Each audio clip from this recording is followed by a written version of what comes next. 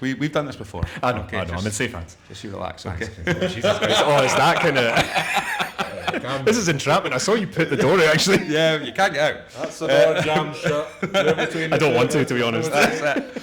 Right, okay, we're ready to rock and roll. Ready. What are we on? 6:49, there we go. 6:49. Angus, clap us in. Welcome along to the Whisky Stories podcast with myself, Graham Cogar. We are back in the Athletic Arms, back in the glorious surroundings of Diggers. Angus, how are you? Oh, I'm very well, thank you. Delighted to be back here. Excellent setup we've got in front of us. A few really exciting bottles as well. We've lost Ross as well, which is great for our guest. I mean, It's the only reason I came. some of us can handle a trip away at a weekend, others struggle through a weekend. I mean, this episode is for everyone. Is going out. I think it will be going out later in April as we're recording this. It's not even hit April yet. No. Well, we're on the back end of our trip to Dornoch. We were up there with the lads, helping raise all that money that they managed to raise before an episode of ours even went out. But it's great. And yeah, we Ross is just needing a wee bit of a rest up. Bit of R&R. Aye, that's it. But it's great. And of course, as ever, Angus, we have always said this on the Whisky Stories podcast, if it's just the two of us, we do need somebody who knows what they're talking about.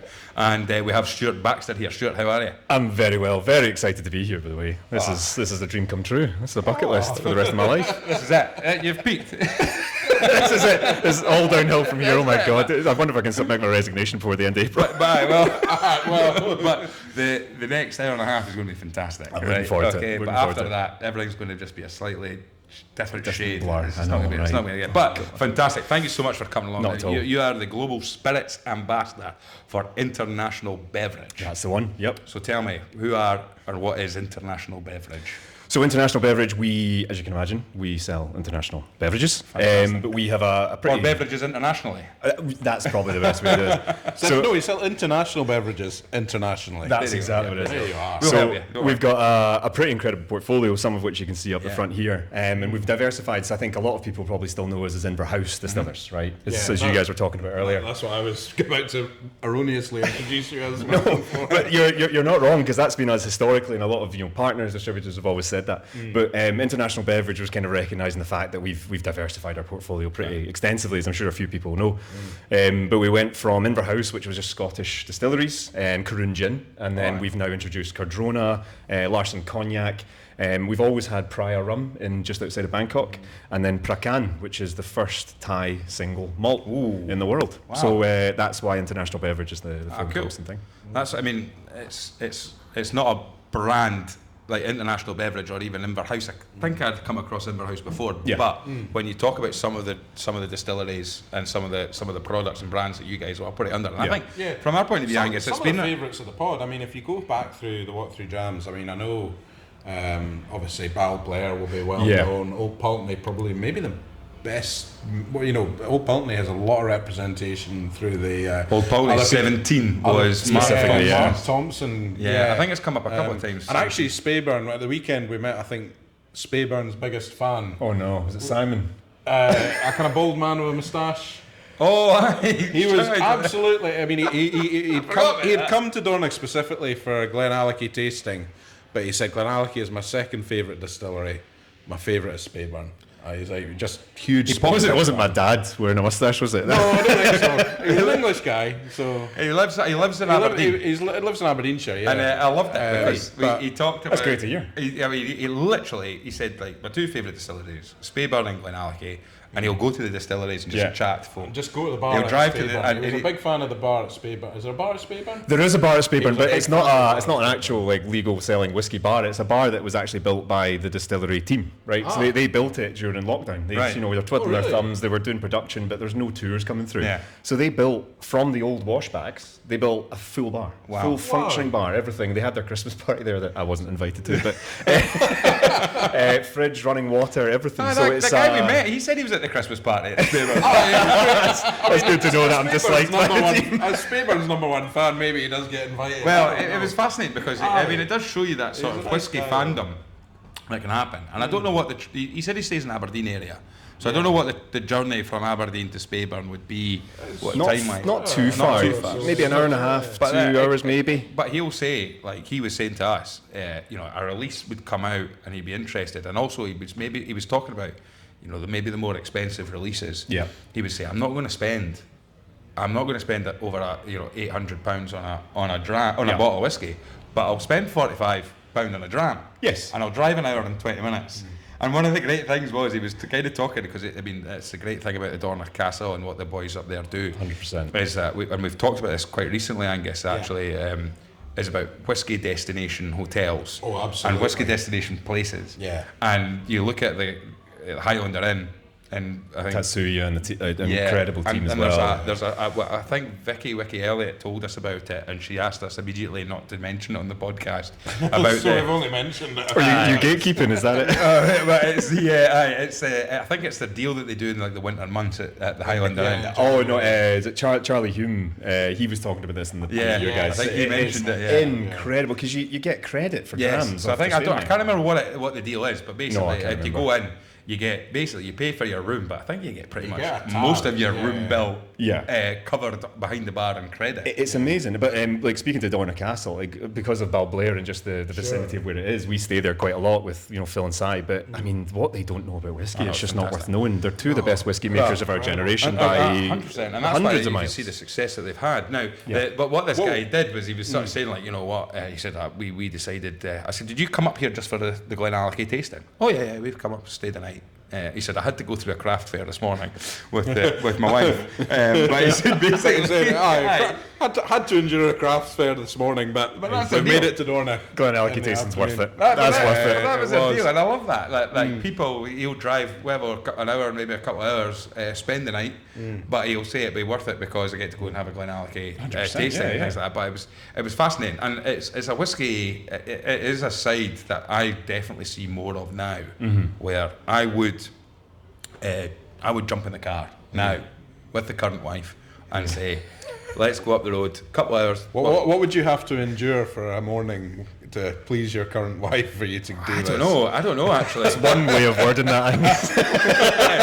A screaming bairn in the back of the car. That probably is about right. Probably. Yeah. But no, I genuinely, I think because the hotel was such a nice setup and with the drams that you get. I mean, the selection's incredible. It's fantastic. The glass cabinet, everything they've got, and the cost, they really run it at cost as well. Phil and Simon, they're so generous with the whiskies they buy and then running them at the price they do. It really gives you some. Well, in the episodes, in episode one, the depth of old bottlings, we had old Glenelgins and things like that, but also the international side of it, the Japanese selection of Chichibus and all this. I mean, I think poor Chuck blew his mind a wee bit. He did, and they had to actually, now they have a please don't touch the glass sign after Chuck and Angus were there, because they were just looking at it like drool coming out, sticky fingers all the way down, they try to touch the bottle through the glass cabinet and everything like that. It was terrible. But I would say what final thing on those guys, because they are going to have to send us back up if we endorse them anymore. Because you're looking for sponsorship, right? I've got a Thompson Brothers t-shirt. A free t-shirt, by the way. Thank you to Phil and Simon for that, as well as everything else. But what I really loved, and it really does show, and when we're sitting here in the Athletic Arms with what Kev's done with the back bar here as well, one of the biggest whiskey collections, open whiskey collections in Edinburgh, over 800 open bottles there, and very reasonably priced. And that's what they did, is they talked about, and if you haven't, and you're listening to this podcast and you're thinking, what was that? Go back to episode 1 and episode 2 of our Dornoch our trip, the Grand Tour, and what they talked about was, which was very interesting, is they realised that in some places what happens is the more premium the whiskey, the bigger the margin that some places will put on. Whereas what they do is they do the opposite. The more premium the whiskey, the more expensive the whiskey it's cost them to buy in. The margin gets smaller and smaller. They do. And what they're doing there is they're not trying to rinse people on buying one dram. No, because they know where they are. I mean, we did a pub crawl on the Friday night in Dornoch. I think the Dornoch pub crawl. There's actually a couple of decent pubs. I'd say the Dornoch Castle probably. It's the only one. We tried to find them, but I've been there a few. But like I say, what they do is they say, well, stay. Don't come in for one expensive dram. 100%. You'll go and you'll maybe have a couple of nice drams, and then you'll say, wow, how much is that? And you'll find out it's actually a bargain. And to speak to that very briefly, because like I think they deserve the time, they really do. Yeah. And it's a big ethos that I really love about whiskey is its accessibility. Yeah. And it's also, you know, you guys have talked about it in the pod before, where it's not the oldest or the darker the better. It's about, you know, what's the best whiskey for you as an individual. Yep. And they do that so well. I mean, the last time we were up, I had a group of Americans we were up, and they were saying, you know, Stuart, what's the right way to drink whiskey? And I was like, well, any way you want. And they're like, okay, and you know, whatever. As soon as we went up, Phil, we did a single cask bottling of Old Pulteney. It was a first fill bourbon, cask strength, pretty high ABV. I walked up and he went, have you tried it in a highball? Threw it in a highball for me, tasted it. Wow. And you could see the Americans going, you can't do that. You can't do that. And I was like, well, you're actually speaking to one of the best whiskey makers in the world right now. So he can do whatever the fuck he wants. And that was the point. It's like it's making whiskey accessible not just through how you drink it, but 100%. Also giving you that access to all these different flavours that exist, from old whiskies to young whiskies and whatever. And I think whiskey's whiskey's a great leveller when it comes to. I would say, I think I've said it on the podcast before. I think I might have been with Pete from Woven. And I think you have to explain it a little bit, where it's like whiskey in Scotland is classless in the sense that what you can do is you can drive down, and I actually remember meeting, I won't mention the person, but he's a fairly significant person. Well, I think his net worth is over $1 billion. I don't know how the two of us ended up in the same room, and I won't continue that element of the story. I was basically ushered into a room going, Graham, you know about whiskey. Because we don't, but this guy does, and that was so went in, had a conversation with the guy, and the two of us were able to just bond over whiskey. Don't get me wrong, right? I said, oh, you got a particularly nice whiskey?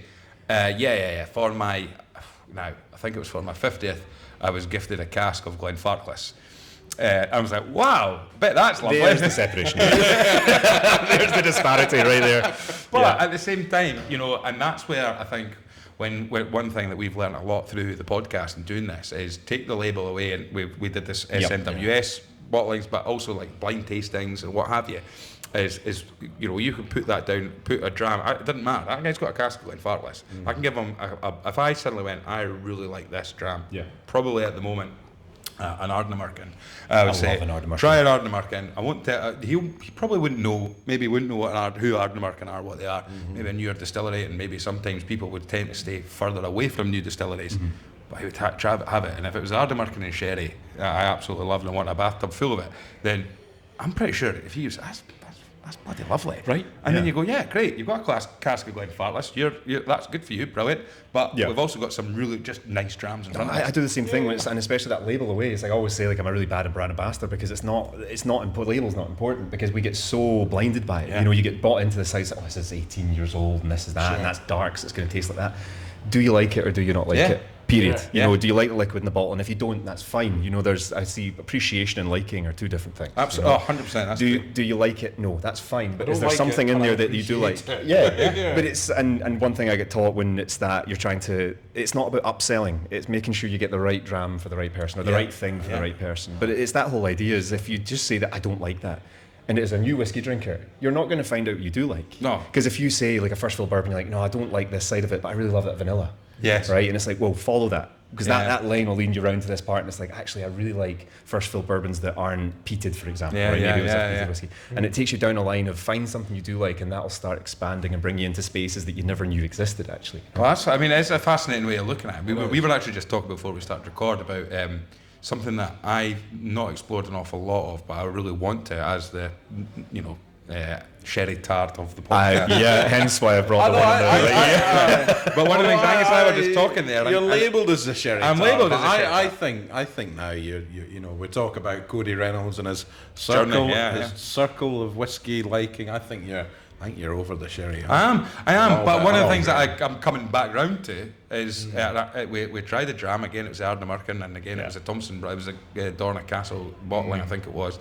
But I was trying to work out why I like this so much. And it was after having the Glenallachie tasting. Now you can imagine with the Glenallachie tasting, there was a lot of sherry. There was a lot of sherry. I mean, it was very dark, like with lovely, lovely whiskies that we got to try. But one of the things that sherry is, you know, a sherried whiskey is a very easy whiskey to get people into, and I think that's where I started. That's where entry level I got into. It was a sort of nice. Like the flavour, it's Glenallachie 15. In fact, that was something that I really took that. Yeah, it was great. But this Ardnamurchan was sherry refill, And what I loved about that is that it's sherried. It's got this slight sherriedness in there, but it's the refill, so it's nowhere. It's not as power. It's not in your face. Absolutely, it's not that slap of sherry. Now, let's not take it away. And you'll tell us this as well. Most people will. Not at all, yeah. Is that it's not the sherry influence, it's the wood influence that you're getting on that. Yeah, the wood is the most important thing. Yeah. When we, I was very blessed. We've a few people do this, but Jose y Miguel Martin in Jerez. So they're our sherry cask provider. Say that again, Jose y Miguel Martin. Oh wow! Yeah, I was speaking to my Spanish pal and nailed that. Yeah. But they're our Spanish cask supplier, our Spanish oak supplier, as well as a few other people in the industry. And Jose sadly passed away a good few years ago, but Miguel, his brother, runs the business for them. And just shadow him for a very brief period. What he doesn't know about, I used to speak to sherry very confidently, right? And taste things, you're like, this is this, this is that. Yeah. I knew nothing. Really? And you go there and you learn about it, and it was amazing to see that it's not about the sherry. Sherry quality is important. Yeah. But the crucial thing is the wood. Oh, of course. If you've got bad wood, it doesn't matter what quality of sherry you put in there. That's absolutely bad wood is bad wood. And of course, bad wood is bad wood. And I suppose as well, the challenge that you can have in the whiskey industry is not making it about the sherry flavour. It's what we've talked about it before. Mark Thompson did a tasting with us, and I think it was Mark Thompson anyway. And he pulled out, and it was a mystery kind of dram. Mm-hmm. And he said, "Right, tell me what you think this is." And it was Mark Thompson. And everyone. Sherry. It's sherry. Drinking it. And people were saying, there was an argument. Is it PX? Is it? One guy said it's in sherry, right? It was one guy said it's, and one guy said that is PX. One guy said no, it's Oloroso. Backford. It's European Virgin Oak. Yep. Because it's the tannins in the oak, right? Because I think a lot of people. There's another podcast. I won't say it. Don't worry. But Charlie McLean talks about this as well, where it's I think a lot of people get tripped up with talking about sherry or bourbon basis the colours. Hello. But it's the tannins. Yeah. Right, that's the most important part, and that's the thing, that's the real impact in colour. And I think that's where, I think the danger is that what you can do is you can end up making the whiskey taste like the sherry. Yeah. And that's where everyone was, and that was what Mark was trying to get across to people. He was trying to say, look, we all assume that when we try a sherry cask, it's the sherry that's giving it the flavour. Yeah. Right? If you're in the whiskey industry and if you're a blender, that's your worst nightmare, because you're saying we've lost all our distillery character. Yep. That's now coming through. All we're getting is a whiskey that tastes a little bit more like sherry. Yeah. And I think that's where the finding that balance must be really, really tricky. It is, it absolutely is, but it's there's something to be said for distillery character is a really crucial part. But then you get, for example, I'm just looking what we have in front of us here, the Speyburn single cask. It wasn't about reserving distillery character. It was also showing that distillery character being amplified in a way, or evolving itself beyond. It's more like this is a canvas. What can we put on it? Here's something pretty fucking cool, right? But whereas when you're looking at maybe core range and I would say that there's something to be said for a good whiskey. You'll still see distillery character, you'll see oak, and you'll see that combination of the two. But sometimes it's also pretty cool to just see something that is completely obtuse in one way or the other, and it tastes good. Yeah. And I mean, when we talk about distillery character, we've got drams in front of us, and Graham has gone for 2, I've gone for 1, Old Pulteney. Yeah. And I mean, when you talk about distillery character, there's a distillery with character. Yeah. Because I tasted that and I knew exactly. The one I've got that started off as the French oak.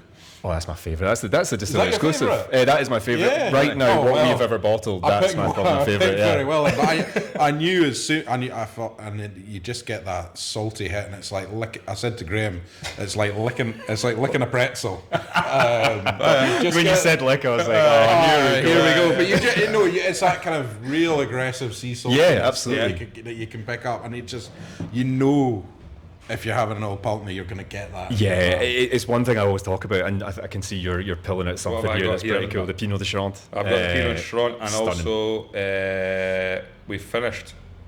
Graham finished. The Huddart. There you go. Yeah, that's an interesting one actually. So Huddart is the name of the street that we're on. This is a long-winded story. You can edit the hell out of this. No. So Huddart was our non-age statement, and it's finished in peated casks. Yeah. So it's not a peated whiskey, and the casks that we use are Aberdeenshire peat, not Isla peat. Okay. So it's that more campfire smoke than let's say that iodine medicinal. And it's not better or worse. It's just different, right? Depending on what you're looking for. So Huddart was the name that we gave it, and this was before my time in International Beverage. And so I was asking, I was like, Huddart, why didn't we call it Pulteney, Old Pulteney, William Johnson Pulteney, the guy that founded the Pulteney town up in Wick. So Huddart is the name of the street, but it was named after a guy called Captain Joseph Huddart. So he was a cartographer who mapped out the northeast coast of Scotland to allow Pulteney Town to be built. Wick was actually built around Pulteney Town. Pulteney Town was effectively the originator of the main bulk of people living there, and started the fishing and the herring fishing, etc. So all of the street names in Pulteney Town are named after head of the fisheries, which Thomas Telford was the head of. And all of them are members of the fisheries apart from one street, and that's the street in which the distillery sits on, and that's Huddart Street, named after Captain Joseph Huddart. There you so that's go. where the name comes from. I don't know what your history is like with Pulteney. We'll go. Shan Buchan was on, and it led to a bit of a deep dive from my point of view. Was Shan Buchan was talking about how at one point the distillery was actually used as a morgue. But also then that led to why was it used as a morgue and things, and there was also some form of prohibition went on longer than America. Is that right? So 25 years. So 1922 to 1947. Really? You had prohibition in the whole northeast of Scotland, and it was when I first started 3.5 years ago. Pulteney was a dram that I admired. I actually sat on my shelf as soon as I got offered the job. My dad was like, "If you don't take this, I can still disown you," and I was like, "Okay." But 1922 to 1947, 25 years of prohibition. However, there wasn't roads to Wick until the late 1920s. So we were still able to produce spirit, right, and ship it out. You just couldn't drink it. But you've got a lot of very wealthy fishermen sitting up in Wick, right, with a load of money in their pocket, with a distillery, and you can't drink. Oh man, come on. We know what's happening, right? Well, the story that I read, and I don't know the full facts, so I'm going to butcher this. But basically, there was some sort of like American, I don't know whether he was American or not, but he was like a local councillor. Right. And what happened was, so the story that I read about this was that most people that owned fishing boats also owned a pub in the town, or had some sort of co-ownership. That'd have been a significant number of pubs. Yes. And what happens is when these fishermen had been at sea for days, weeks, whatever it was, they were collecting their wages in the pub. Now, you're no daft, because what are these guys who've been starved of drink for God knows how long, coming back into the bar? They've just been handed a load of cash, and we should probably all have a drink to thank the Lord that we made it back safe. And then what happening is their wives are coming down and dragging them out the pub and finding out that either all or half or a large chunk of their salaries had been spent behind the bar. Of course it was. So what this guy, this councillor, I don't know whether he was an American or whether but the drink was the devil, right? It was one of those, the demon drink, all that kind of stuff. Even in America, without being too, a lot of the, temperance movements were female orientated and came from that kind of tied up with the kind of suffragette movement, etc., etc. So, this isn't similar. Well, this is where basically this guy, I think, this is the bit I might be wrong, but I'm pretty sure the story is around about the fact that he put himself up for election round about the time when all the boats... See, I don't know the story. Well, I think he put himself up for election round about all the time most of the men in the towns were out at sea. Right, and he was canvassing to all their wives, saying like, "You hate drink, don't you? Because every time your husband comes back, he gets drunk and he spends. Oh, of course, vote for me." And he went round, and apparently it was one of the lowest ever turnouts. Right, but he won he got in, and then passed this legislation that then said that we're making this area. You're head of research, right? No, that's brilliant. I might have just made all that up, right? No, it's absolutely brilliant. I've not heard that story. Yeah. But then that's what's fascinating about like when you see, like you're talking about a distillery at that time, because when you look at what was Pulteney's at the time through the 1920s into the 1940s, what was Pulteney's purpose as such? What was the liquid being used for? Was it going to local bars? Was it being exported? Was it going into blends? What was it actually doing? Because obviously there was a reason why it was mothballed quite a few times and through that period of time and through its own history as well. Well, during that period you also had a huge boom in blended Scotch, right? So like coming off the back of you look at the Phylloxera disaster back in the 1800s, etc. If we don't know what that is, it's the whole idea where all the grapes were destroyed in France, etc. And so the high society were like, well, we need something. So then blended Scotch took off. So John Walker and Sons, John Dewars and Sons, etc. So Pulteney would have been a contributing factor to that, right, back in the 1920s into the 1940s. But of course it would have been shipped all the way down. But I just would love to see the books on it, because I wonder how many casks left the harbour versus the volumes that was produced, and how many casks. Well, it would be interesting. Volume versus casks. It would be interesting going down, if Old Pulteney had the records that Balblair has, because I understand Balblair has records back years and years and years into the kind of 1800s. Significant. Even so Speyburn, just to kind of touch on that as well, we've got the original boiler receipt. So from 1897, is it? Maybe got my dates wrong there. But we've got the original boiler receipt. So signed by founder, everyone. Everything's there. So so Balblair is the third oldest licensed distillery in Scotland. Oh, cool. So it's right. So before we move, you're clearly just to give it an honourable mention, because it's another brand of yours that's definitely been mentioned by Justine Hazelhurst, we had on fairly recently. How one of her what 3 drams was talking about blended Scotch, Hanky Bannister. Yes. Best name. So, yes. I mean, one of the best names of a Scotch brand. It's brilliant, just right? Off the tongue, right? Brilliant. Beaumont Hanky and Hugh Bannister are the founders of it. And actually a really old brand. Wild, I didn't realise, because I had HB and BH. I had a little read, and I did not realise that it goes right. I mean, their business as a kind of wine merchant goes right back all the way back, yeah. 1750s. Do you want to know a wild story that I discovered? So I was unearthing a lot of the history, because we, like Hanky Bannister for us, it was a bit of a strategic brand for a long time, and it's in Eastern Europe. It's huge. You'll go to places in Poland and Warsaw. Really? It is like tap cocktails with Hanky Bannister. It's massive. But one of my favourite things, I was doing some digging, and Dr. Seuss, Cat in the Hat, he designed a mascot for Hanky Bannister. Oh, really? No way. Yeah, so it was based on World War I, and it was the pigeons, the carrier pigeons that used to go back from the front lines. So he designed a drunken duck in a kilt that would carry it to the wrong places. And there's an actual statue of this, a small statue that's in. I've still yet to see it, but it's in a London library.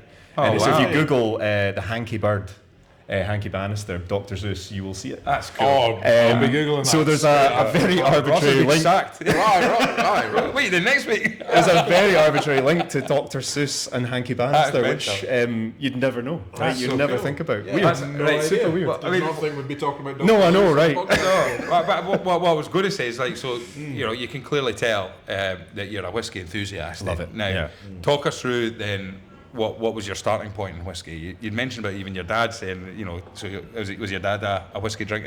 He was, and I hated whiskey until I was about 18, 19. Really? I never understood it. I mean, my dad, since I was a kid, you're teething, right? You'd get it around your gums to stop you crying. But I never understood. I would taste the stuff that he would have and smell it. I'm like, Dad, how can you drink that? And he would give me, let me smell like peated whiskey, bourbons, etc. Didn't get it. No. Never understood it.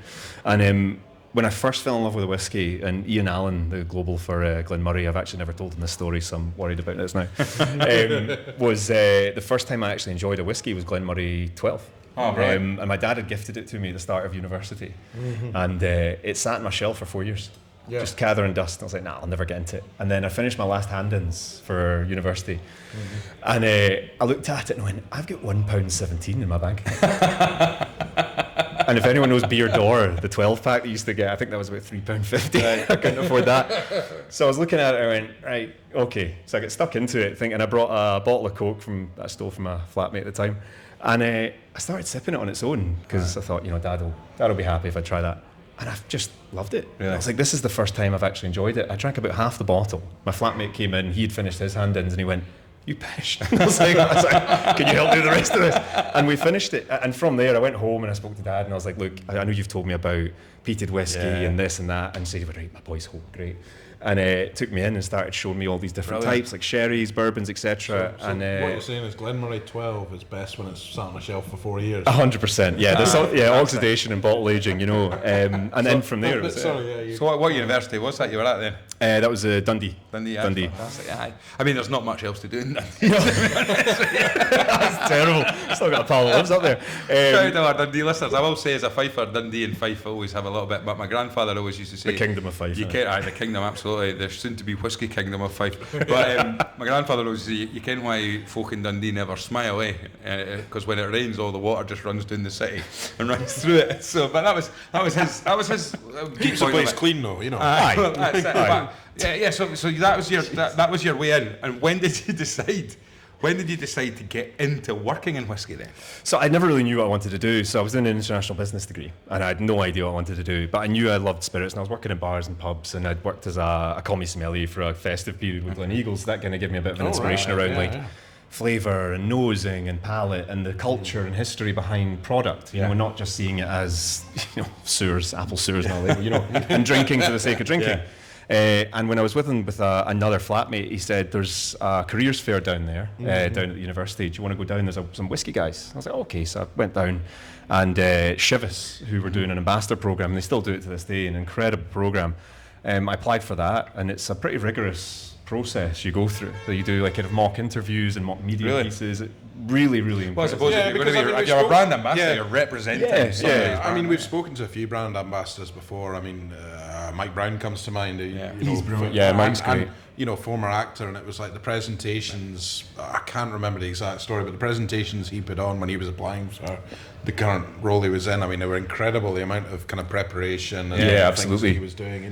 They're really rigorous. Well, you forget, like when you're representing a brand, one mistake. Oh, exactly. And it's important, and I think there's the level of like what we do specifically, because every company's different. Some people like Danny Dyer, I know you've had the podcast. He was representing Grant's. He was Grant's. But he won that. Yeah. I actually entered the same competition as him, and he got it. Yeah. I'll never forgive him. Tried to Danny, but he won it. You actually had to. I know, right? He won it. But there's a level of kind of chameleon aspect. It's like Speyburn versus the Reed versus that. You kind of have to adapt to it, and then it's not just brand to brand; it's the portfolio. So is it a high end tasting? Is it a low end? Yeah. So there's a level to that. But I applied to it. I got through it, and it was great. And I'm thinking, I'll be UK or Scotland ambassador, India. Really? Oh, really? India. Oh, here we go. Well, I know that there's a Take link over, here, Grant. right? So I was sent to India for 2 years. I think Where I was were you there. stationed? So Gurgaon. Gurgaon, Bangalore and Mumbai, but Gurgaon is kind of my central point. Here we go. So right. I was- What about in Bangalore? Tell me So about Bangalore, I was there the least. It was Mumbai and Gurgaon. Yeah. Bangalore, I'm trying to remember where we were, but it was not. Is it the 1,000-foot road? 100-foot road. 100-foot road. Yeah. So we weren't far off that, but I didn't do a huge amount of activity in Bangalore because right? What was it? You were like, when you're in India, what are you doing as a brand So ambassador? I was the single malts ambassador. Okay. But you'll know the tax rate going in is just That's why astronomical. Gurgaon. We were talking about this. That's the lowest in the whole of India. It's incredible. Haryana, right? Yeah, So yeah. it's, and then Mumbai, Maharashtra is just extortionate. So you inevitably, organically end up going to like pretty bougie places. You're walking around, it's like, which football team do you own? I was like, are you talking about? It's like, I got a bit of a crashed Uber here, I got an auto. So that was pretty wild, but I was there, I did 27 cities in about 20 months. Right, so because this is the one thing that we've talked to brand ambassadors so many times about, and it's like, we see the brand ambassador lifestyle of delivering tastings, or sometimes even just weekend by weekend being at a different whiskey festival and different fairs and stuff like that. But there's another element to it. There's the training that you have to do. There's going into bars. There's talking to members of staff, trying to but try and sell the product and brand to the people behind the bar. Yeah. So that when they have to pick up a bottle off a shelf, it's a bottle that you've told them about. Exactly. But when you're in India then, so what are you doing as a brand ambassador in India? What were you doing in these And are cities? you there effectively yourself, or is there a team around you, or? There's a team around us. So we had, I was reporting into the brand manager, the national brand manager for single malts portfolio. So that was Glenlivet, Scapa, Longmorn, and Aberlour, right? So we were covering all of them. And different parts of India have different levels of money, right? You got Mumbai versus Punjab, who are Patiala Peg. I'm sure you probably know that. It's like the biggest drinkers in Punjab are in Patiala. It's big drinking culture. Okay. But it really depends what you're doing. So staff trainings are staff trainings. That's your kind of bread and butter, and your So is that hotels or 9 to This 5, is going etc. hotels, bars. Exactly, and introducing the brand. mainly hotels and high-end bars, right? Sure. The Jameson guys, they were heading to kind of university bars, lower like cash range spaces. It just so happened because of that tax rate. I mean, it was 120% or something coming into the country, and then each state had its own tax on top of that. So what would you I mean, be? and it's So what's a a lot- dram? So was this with? This wasn't with Inverhouse then, no. No, Oh, this was with Pernod Ricard Chivas, yeah. Right. So you're talking about like Glenlivet then, for example, Yeah. right? What's a dram of Glenlivet Oh, costing? you're testing me now. So I think a bottle of Glenlivet now would be looking at, in GBP, what, £45, £40? I'm trying to think. Over there? 12-year-old. No. Over here? 12-year-old Glenlivet. Here? Here Yeah. about 40. Yeah, so what's that So you'd retail be in some Maharashtra, state? Mumbai, highest tax rate in, you'd be looking about 120 quid. Yeah. GBP, right? So then when you're looking at trying to get a dram of that as well, then. It's a very different level. I mean, like, I'm not made of money. I'm not buying a Glenlivet Yeah, 12. yeah. You know, if it's a bottle, that's a very different level. Yeah. So ultimately, you're going to pretty high-end places and you're suited and booted and doing that. But when it came to staff trainings, you were training bar staff who unfortunately, just due to the economic system, just didn't have the opportunity to even taste it. So that in itself was a very exciting time to be able to share that, because I think Cody talked about this as well. Bartenders are your best advocates. Yeah, that's like exactly absolutely, because it comes from a very organic space. Yeah. And that was the really exciting part, was to be able to share whiskey that we get as commonplace with bartenders who are just in a position that, and I was also in the exact same position. That luckily I was working for the brand that got it for free, but I would have been in the exact same position on the salary I was on, that I couldn't afford that or justify paying for that. Well, that's it. But one of the, you mentioned this. I don't think I've mentioned it on the pod, but I've definitely spoken about it.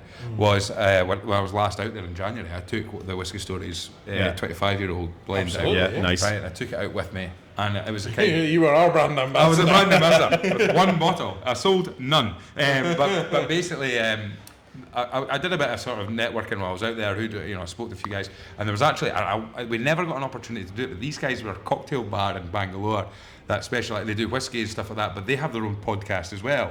Right now, the problem was with the way that we ended up getting in touch, we just couldn't end up getting the meeting in the right time. But I ended up meeting them 3 or 4 days before I flew home, and we just couldn't get a date. We were going to do a crossover podcast with them. Yeah.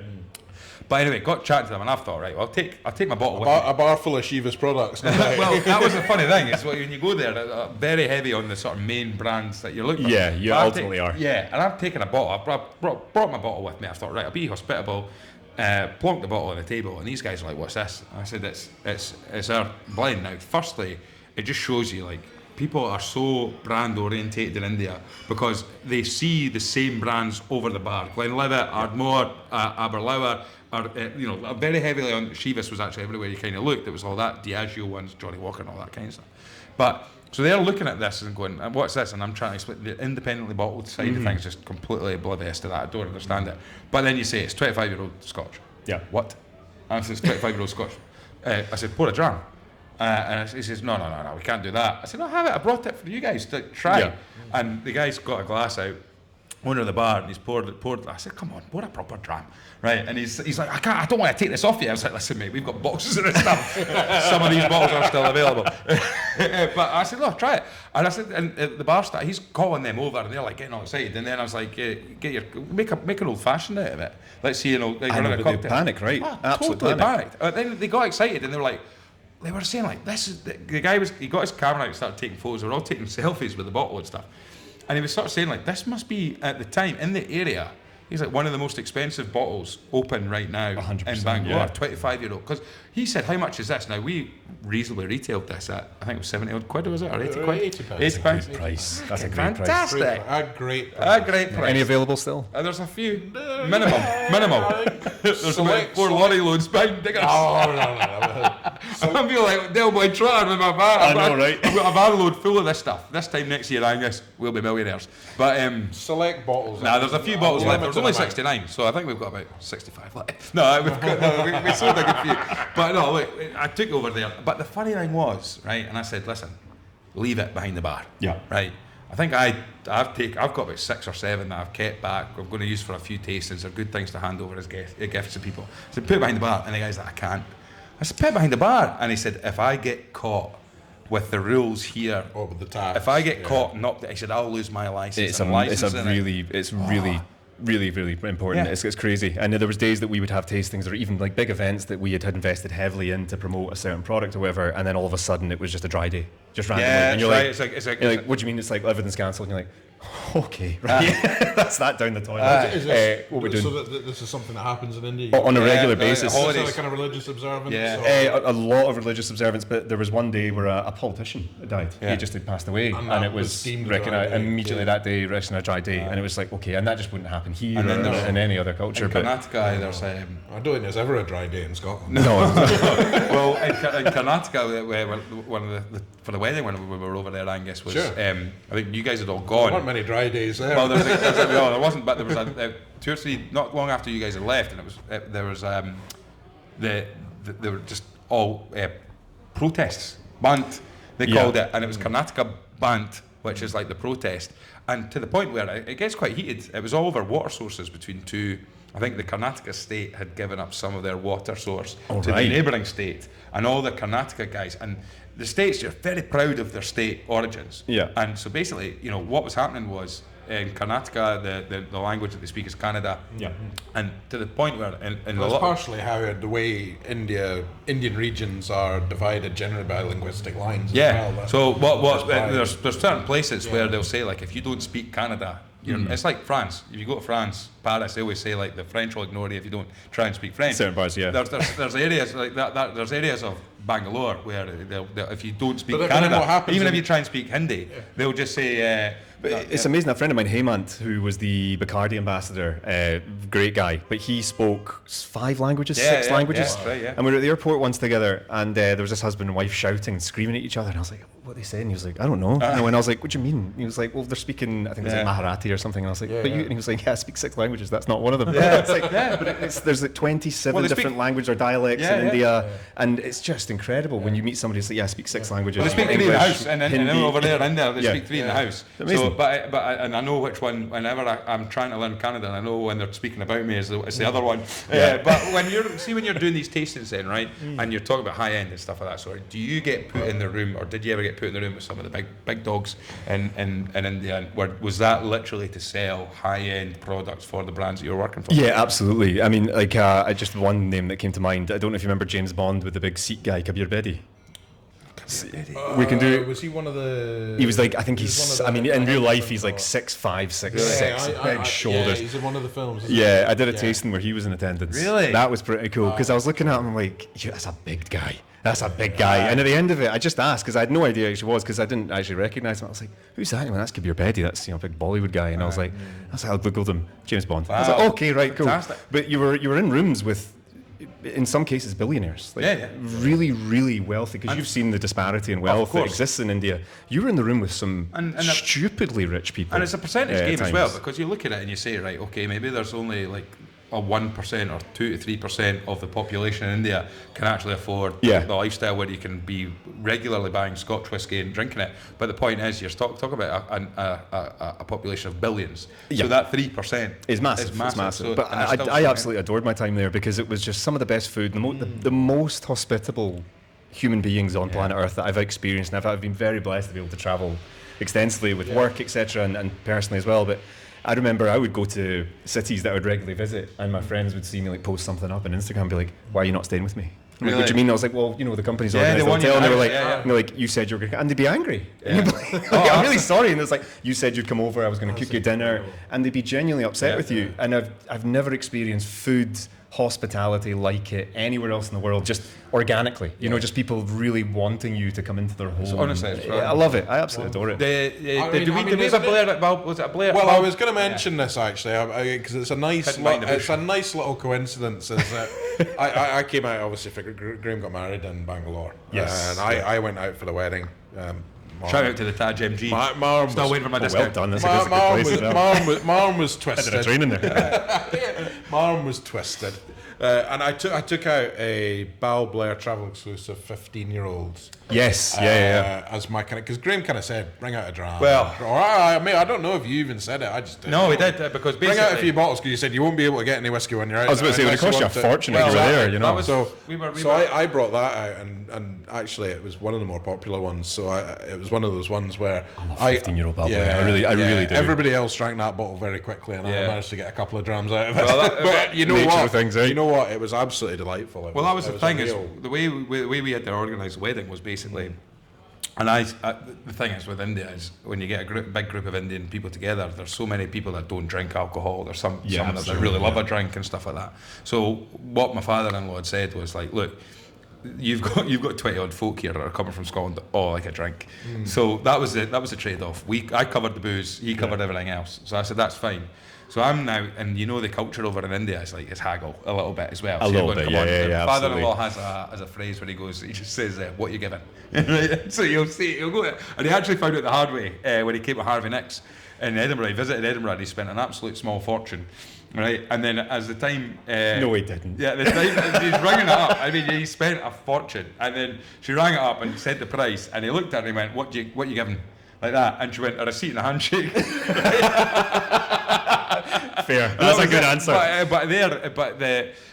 So I'm sort of speaking to the lad. I'm saying, "Listen, right. So we're ordering can't remember how many. I had to pre-order the beer, right? And I'm ordering the beer and Kingfisher. Kingfisher Ultras. Bro. Went Ultras. Jesus. Kingfisher Big Ultras. spender. And then it was the wine, and it's like, right. Some great wine in India. Well, like, that's where really, I went, really good. I went local for that, Yeah. so that wasn't too bad. And then it was the spirits, and you're trying to work out like you need a bottle of vodka in there.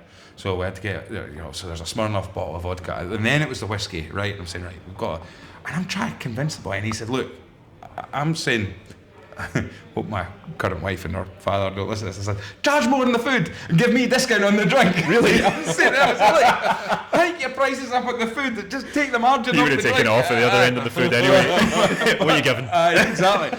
But basically, he said, look, I'm trying my best. And it was Glenfiddich 12 was all we could get Great hold dram. of. It's a fantastic dram, but it was going to cost us between 120 and 130 pound a bottle.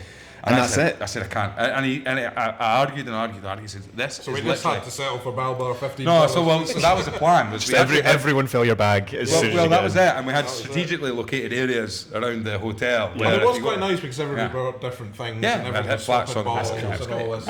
And as a whiskey lover, you would have loved that as well, because like people Yeah. are surprised and you're like, oh, it's like that's brilliant. It's Yeah. when you get gift cards for your wedding or something. It's like, oh, that's the same card over and over again. Yeah. You would have seen repetitions, I know. but every so often there would have been like, oh fuck. But the hell what is was this, really you know? nice was the appreciation of, because there was a few of the Indian family out there who they liked the dram, Yeah. but they only liked the dram of what they had available to them, right? So suddenly you're able to say, oh, I think there was a travel exclusive Glenfiddich as well, what we brought. I can't remember what age it was. I remember, there were a few different But models, basically, yeah. I'm saying, your Glenfiddich, and this person I'm speaking to, Yeah.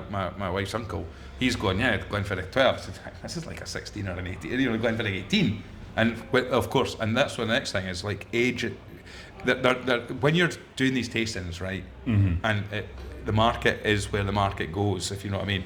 And one of the things that you'll maybe see is that some markets really chase the age, because there's especially with the way India is, I think like the society that you have is people will sit there and go, I'm rich, I can afford Yeah. this, ergo, why would I drink that when like a non-age statement or something like that, when that 21-year-old must be the best. So I want that 21-year-old versus like what we were speaking about earlier. And it's that mindset is consolidated in a place like India because of that tax rate and that value, Yeah. right? It just is. And what I didn't quite realise is what I was opening in these tastings and these staff trainings were 18-year-old Glenlivets, Yeah. right? It was really expensive stuff as it goes. And I didn't really think about it because, well, first of all, I'm getting it for free. So, Still mine. I'm not really, still am.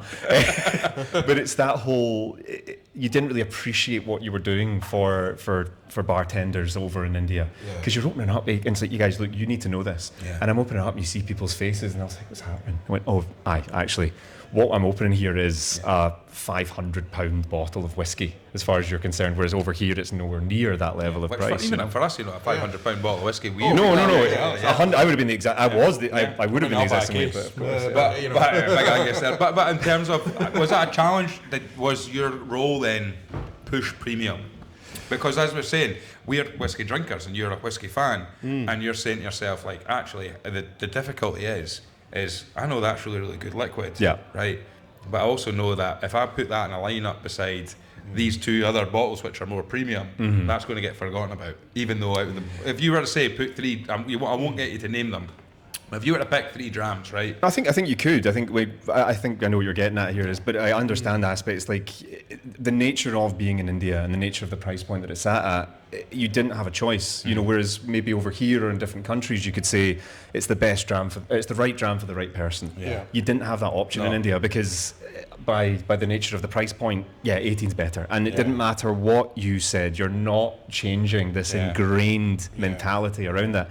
At the highest level, and the only people who could do it with, there's a great whiskey club in Mumbai, and we spoke to them. They have that understanding. Which one was that?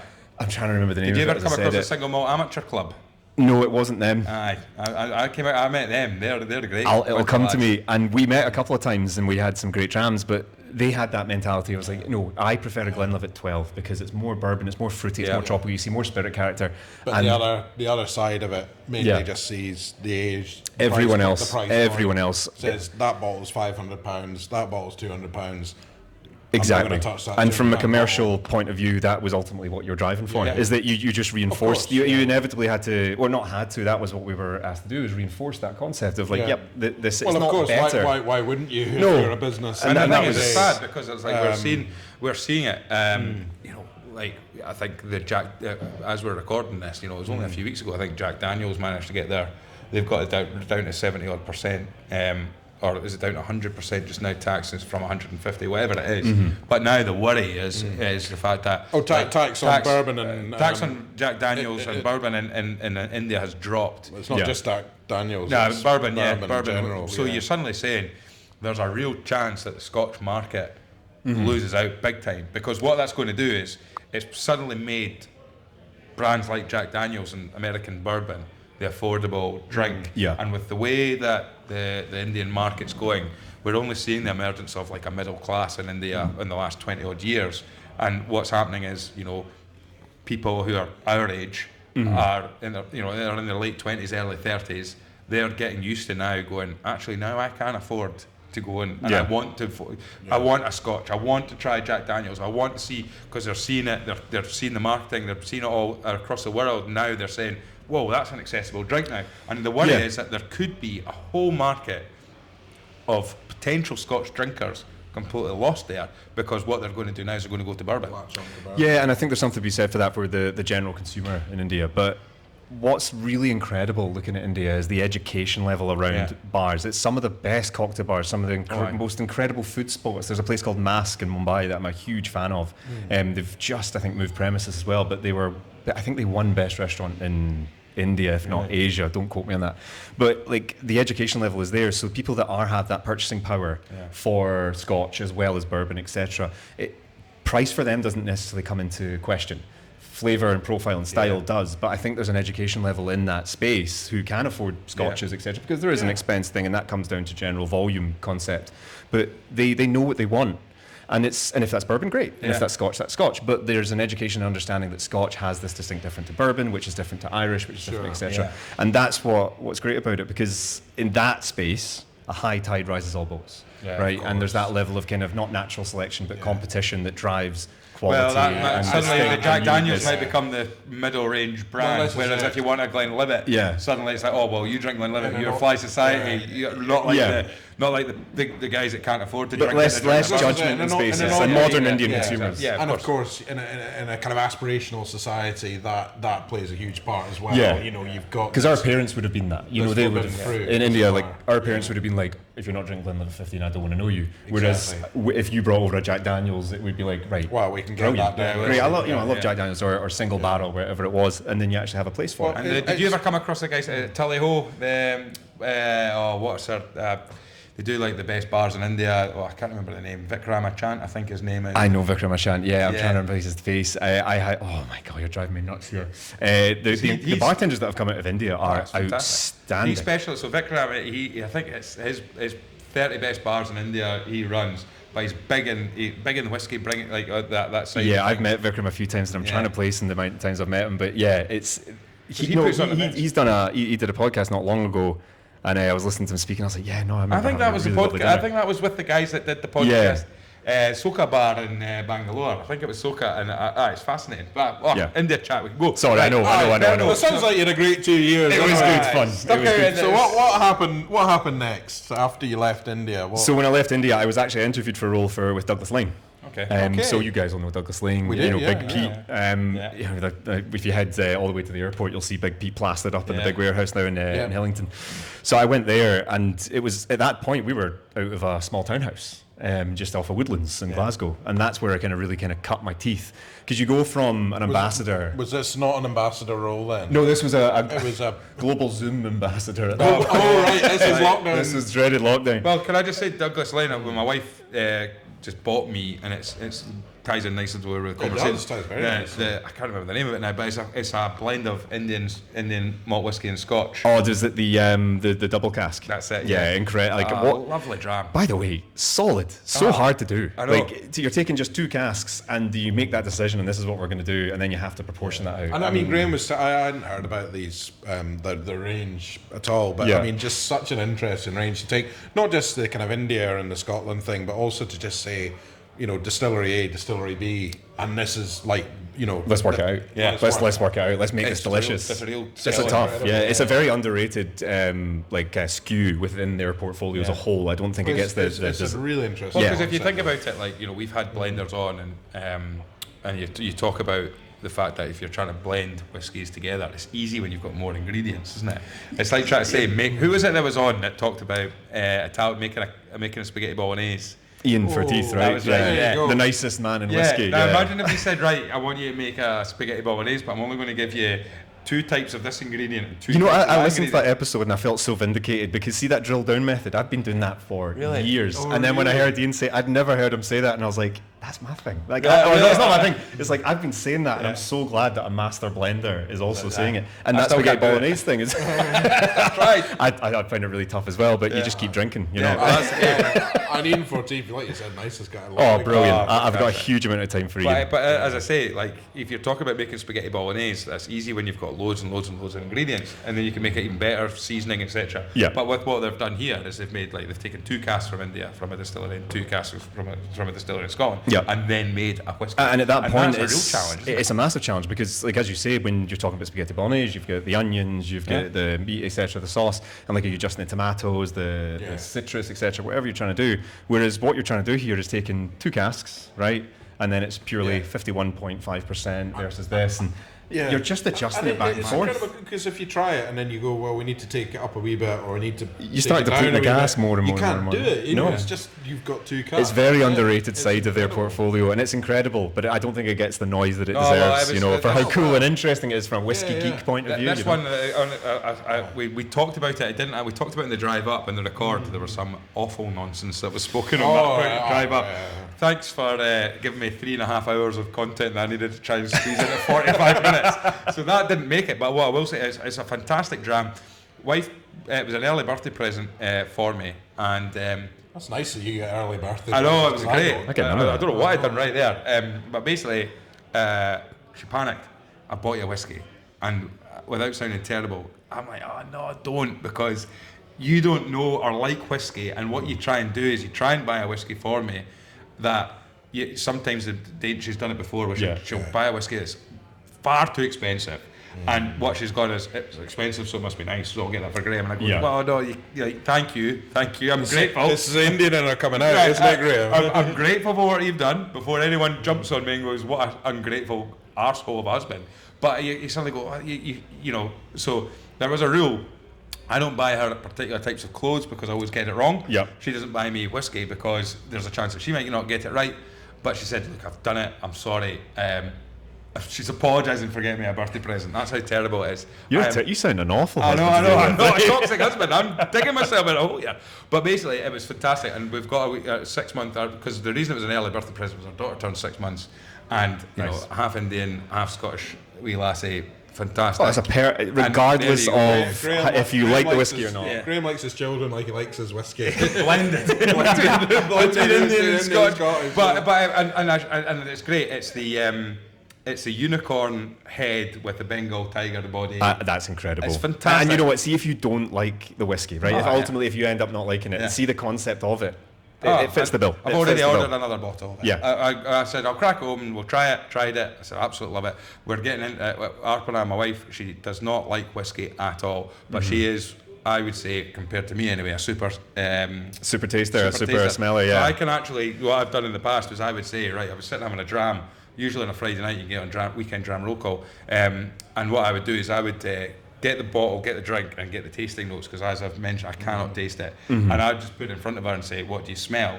And after she goes, oh, it smells like whiskey. Afterwards, she goes, but I'm getting This whatever. And X, yeah. usually- See, when I'm doing the weekend dram go call, I just go, I'm having this, it tastes nice. Yeah, but it's just, I'm what always I jealous of somebody that can do that. Yeah. But I know, anyway, I know. sorry, Douglas Lane, you're working for them. Yeah, geez, I completely forgot this train of thought as well. So I was with Douglas Lane, and that for me was where they kind of cut my teeth. Because you go back to Pernod and Chivas, it's an incredible company. It is, you're not really in the mix of seeing like cask selection. That was something I was really kind of keen to understand a bit more about, because as a self-proclaimed whiskey nerd, that's the exciting part. You know, it's the spirits and the distilleries, and you're so far removed geographically from them, and seeing what's happening, you just didn't get to see it. So with Douglas Lane, it was a no-brainer for me. So you've gone into, so you've joined Chivas. What year was that you joined Chivas then? My Graham, I wish I'd done my research on this. I'm passing. That was 9 years ago. Roughly 9 years ago, something like that. He's been in the game 9 years. So 8-9 years ago, something like that. Yeah. So about 2014, 2016, 2015. But we were literally working out of a townhouse in Woodlands, right? So that, and compared to what they have now, which is Hillington, and we were there just before I left. But it was, you're sat in the room with sales, downstairs was procurement, then there was customer service. So you were right in the mix. Right in the mix, and of course if you're in India with Chivas, you've got that team around you, but you're so far removed from the blenders and distillers, etc. If you're in an office like that where everyone's there, everything's you're happening. You're speaking to every sector of the business and getting to speak to these guys on a daily basis. And the drafts coming in. And the agility with that, the decision making, like something that would take us from a very larger space and there was needs for that, it would have to pass through so many different people. Whereas you'd nip downstairs, you'd be like, right, Scott, any chance that we can, no problem, expedited and get that done. And that's where I got exposure to, Fred Lang, one of the icons of the world. Carol Lang, she's just one of the loveliest people I've ever met. Super modest and incredibly knowledgeable, and just being next door to them. Accessibility. It was just outstanding to be able to just ask questions that were really geeky. And the amount of times I'd go through, I'm like, Fred, I'm really sorry, I'm asking this. And he's like, no problem at all. That's of course going from such a big company to completely, a smaller company. Complete opposite. I think there was 24 of us in that space, in that small townhouse. And I suppose the thing is, I think Ross has talked about this before as well, is like... Ross has talked about it a lot. He's talked about it a lot. He never gets anything wrong either. But when you think about it from... There's a lot of time, and what's interesting when you're working for like Chivas and stuff like that, and then going to an independent bottler like Douglas Lane and stuff, is that, and again he's getting another mention, Mark Thompson here, but he talked about going from working at Glenfiddich, one brand, right, one brand. You need to know absolutely everything, and he did, and his entertainment value when he did tastings and what he could tell you. He's brilliant. He is fantastic. Incredible ambassador. Now working with Duncan Taylor, an independent bottler, one of the things he was saying when we talked to him when he came on the first time on the podcast, not long after he just joined Duncan Taylor, he said he's getting to learn about distilleries because it's every bottle that he's doing in a lineup completely different. And that's the really exciting part. And see coming from somebody that loves the history and the production side of things and everything's different. Going from, fair enough, I was working across a number of distilleries with Chivas, but all of a sudden I'm working across 65 distilleries that we were cask sourcing from. And then you're looking at, so let's say Talisker, we've got Douglas Lane have a great source of Talisker, but then you've got first fill bourbon, second fill, third fill, fourth fill. Is it a barrel? Is it a hogshead? Then is it butts? Is it Pedro Jimenez? Then is it X amount %? Is it this? All of these different things, and you're seeing Talisker at completely different spaces. And not just Talisker, every other distillery I work with. So you're getting to see every side and every concept of what Talisker could and ever be. And it was just exciting, and it was overwhelming at times because we had so many releases, they still have so many releases coming out, and you had to kind of keep up with it. But what was driving that was kind of thrown into the deep end, but in a really positive way, because you're like, I'm getting to learn about these distilleries. And you said as well, you were Zoom ambassador. So obviously this was during lockdown. The bars were all closed, the hotels were all closed, or the limited hospitality. That was tough. What was the change? Who were you speaking to? Who were you being a brand ambassador to at that time? And what how did you adapt to? It was interesting. The kind of obviously the limits of what you could legally do. 100%, and I mean I think you guys would have seen it as well. Is that during lockdown people adapted, or the industry adapted into how tastings worked, but it became a lot less staff trainings, which is a shame because hospitality just it took a massive hit, as we all know. But it became a lot more direct to consumer, so like there's consumer tastings and partnering with relevant retailers, etc. Globally, and then working with our distributors. So one of ours was Demonic Dranken, who's in the Netherlands, an incredible distributor, like a real kind of framework of what it should be. They started doing consumer tastings, so it was direct to some of key consumers who are spending a lot of money, but retailers, training the trainers, and then taking also the opportunity to start planning long term. What's this going to look like when we come out of COVID? What's going to change? And then having that thought process in behind, because justifying my salary during that time, was tough. Brand ambassadors, like, So- is it a luxury or is it a need to have? Exactly. So I started supporting marketing, I started supporting sales a lot more, and then as we kind of started coming out of it and hospitality came back a bit, how does that look? And you had to really react and think about it. But luckily we were a very supportive team at that point, and we really started focusing on driving into the trade. How can we support you? Like, what can we do for you that will help you get back on your feet? And that was really encouraging to have from Douglas Lane being a family run, and part of the reason that there's such a well thought of company to this day, right? Cara and Fred had a really good idea of what they wanted the company to look like, and That's fascinating. and they did that. I mean, we've talked so many times about the COVID, and was a horrible time for the world, and Yeah. I think we're seeing it right now as we're recording this. We're sort of hitting 5-year anniversaries. I know, right? Over this sort of period. It's like 5 years ago this happened, 5 years ago that happened. There's a lot of retrospective conversations going on where it's easy to see now whether what we did was right or wrong, and we always knew at the time. But one of the things is, like, it's hard a time for so many people was, or as you've mentioned, a lot of opportunistic people came about. Yeah. And I think the whiskey industry really, we've said this before, really had to accelerate Yeah. and adapt and move.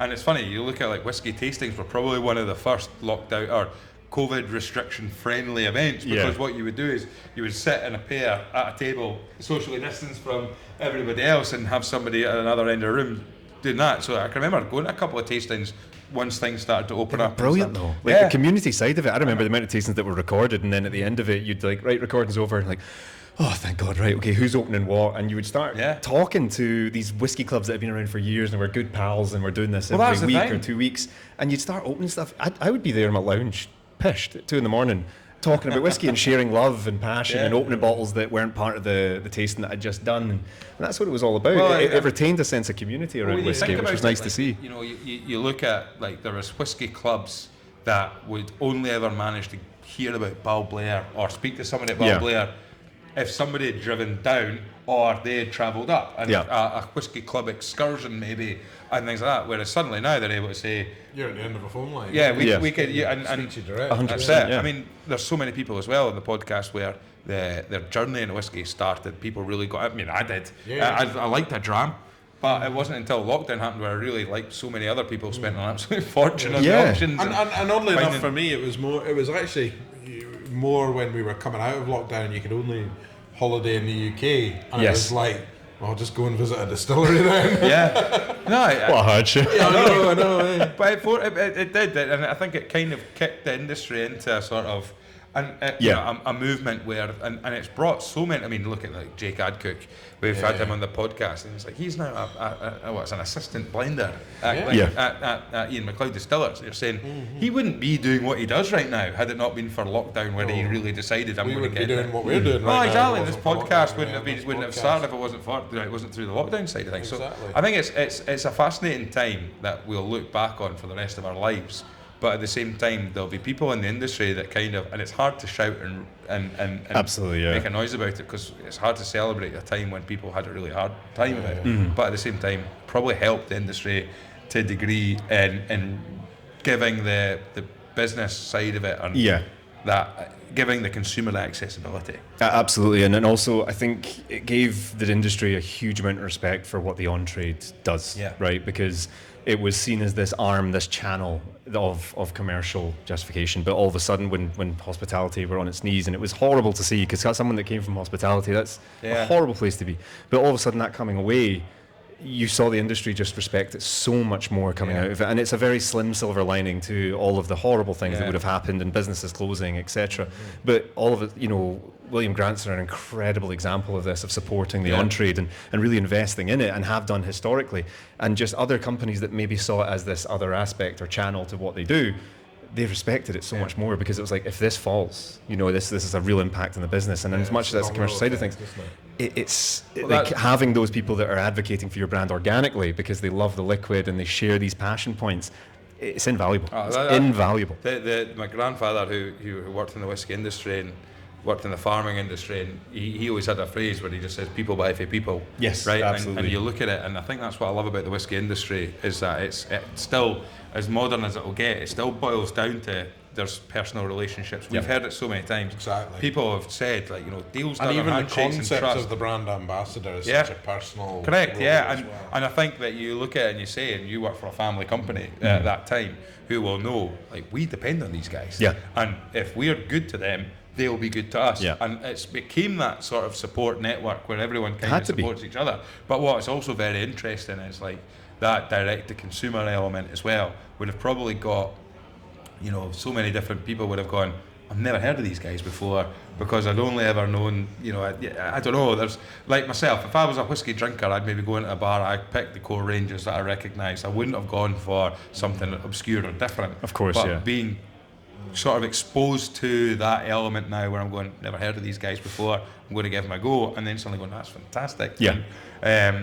You know, wait a minute, I don't want to get my lines mixed up. Was it Providence? Is that Hunter Lane or Douglas Lane? No, Providence is Douglas Lane. Yeah, see, I went through a period of, I felt a foot taller than all the other whiskey drinkers. Because it was single cask. It was affordable single cask. I was buying Provenance. What's that? It's an Inchgower Provenance. Love it. Single cask. I don't know if it's by Hunter Lane or Douglas Lane, but well, I'm always petrified of making that mistake. I know. It's. I remember Cara spoke to me once, and when I first started, and she was like, "Do you remember that Twix advert that it was the two different brothers that made each side of the Twix?" The And left she was side like, Twix and the right side. she was like, Twix, "That's it." yeah. She went, "It's just the two Twixes is kind of either side." And it was very tongue-in-cheek joke from her, but it's, you know, there's the old malt cask, and then you've got old particulate, right? And it's the two sides to it. Yeah, But that they were was great. exactly it. Now, so moving on from there, then, what was the next move after that? Is So it I into was your current role, or into my current role. Into your current role. Where I was going to say, you've almost had more jobs than Ross Bar. I know. That's how you say You haven't built a distillery yet. no, though, more so, clubs than an Elka, you know. Yeah, you're not allowed to talk about him on the podcast. He's banned. So I've been with International Beverage for 3 years, 8 months, I think now. Wow, I think that's just quite a about. stretch. Yeah, it is, Yeah, and it's gone so quick because it's just been from like strength to strength in a lot of ways. But yeah, I left Douglas Lane, I joined, and what the great thing about that is that now 5 distilleries in Scotland, right? Yes. And the one thing that Douglas Lane didn't have at that time, which they now have, was distilleries, and that was the other kind of side to things. As much as it was like grassroots whiskey business, you know, bottle design, label design, concept, NPD, cask sourcing, blending, fantastic. But what International Beverage, which I was really excited to join because Old Pulteney has been on my dad's shelf since I was a kid, and as I said, I didn't want to get disowned at 20 odd years old, was Old Pulteney. It was a massive draw. That was the big draw itself. And I remember going to the pot still and sat down, and I was like, right, been offered an International Beverage. I've actually not had anCnoc before. I'd never had anCnoc before, and I'd never had Speyburn before because the UK market wasn't a big focus for it. And I sat down and I went through and started tasting it and went, this is good. This is really good. And I was like, because I think the big thing for me going through Chivas and going through Douglas Lane is that I can't sincerely represent something I don't believe in. Of course. And I think as people that know me, being quite emotionally charged, that would come through. It would absolutely and come we've through. spoken about this to other brand ambassadors, and you know, quite a lot of them have said, you know, I couldn't almost be a brand ambassador for someone else now. You almost see it where It's like, tough. It's tough. It's hard because you also, and I suppose it might be easier in your circumstance when you're working for like the brands that you've worked for, like Chivas, Douglas Lane, and then International Beverages is the fact that they own multiple distilleries. Because what ends up potentially happening is you end up being known as the X brand guy. Yeah. Like, so if it's a one distillery, if you're a one distillery person, you make that all about you. You make that all about who you are. You live and breathe that one brand, and it almost means that you're typecasted in as a 100%. The best piece of advice I've ever got given was Ian Logan, who works with Mark at Duncan Taylor. He was my mentor at Chivas, and the best piece of advice I ever got given is you'll get to go to crazy hotels and do these travels, etc. You're not the rock star.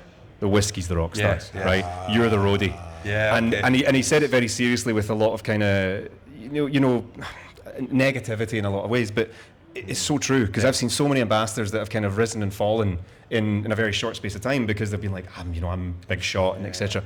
No, you're there to make sure that these whiskies look good. Big shots. They're the big shots. You are replaceable is a very hard word, but you know, because a lot of people, Mark Thompson, a great example is Mr. Glenfiddich, right? And leveraging his knowledge and everything that he is incredible, but at the end of the day Glenfiddich will survive always and forever.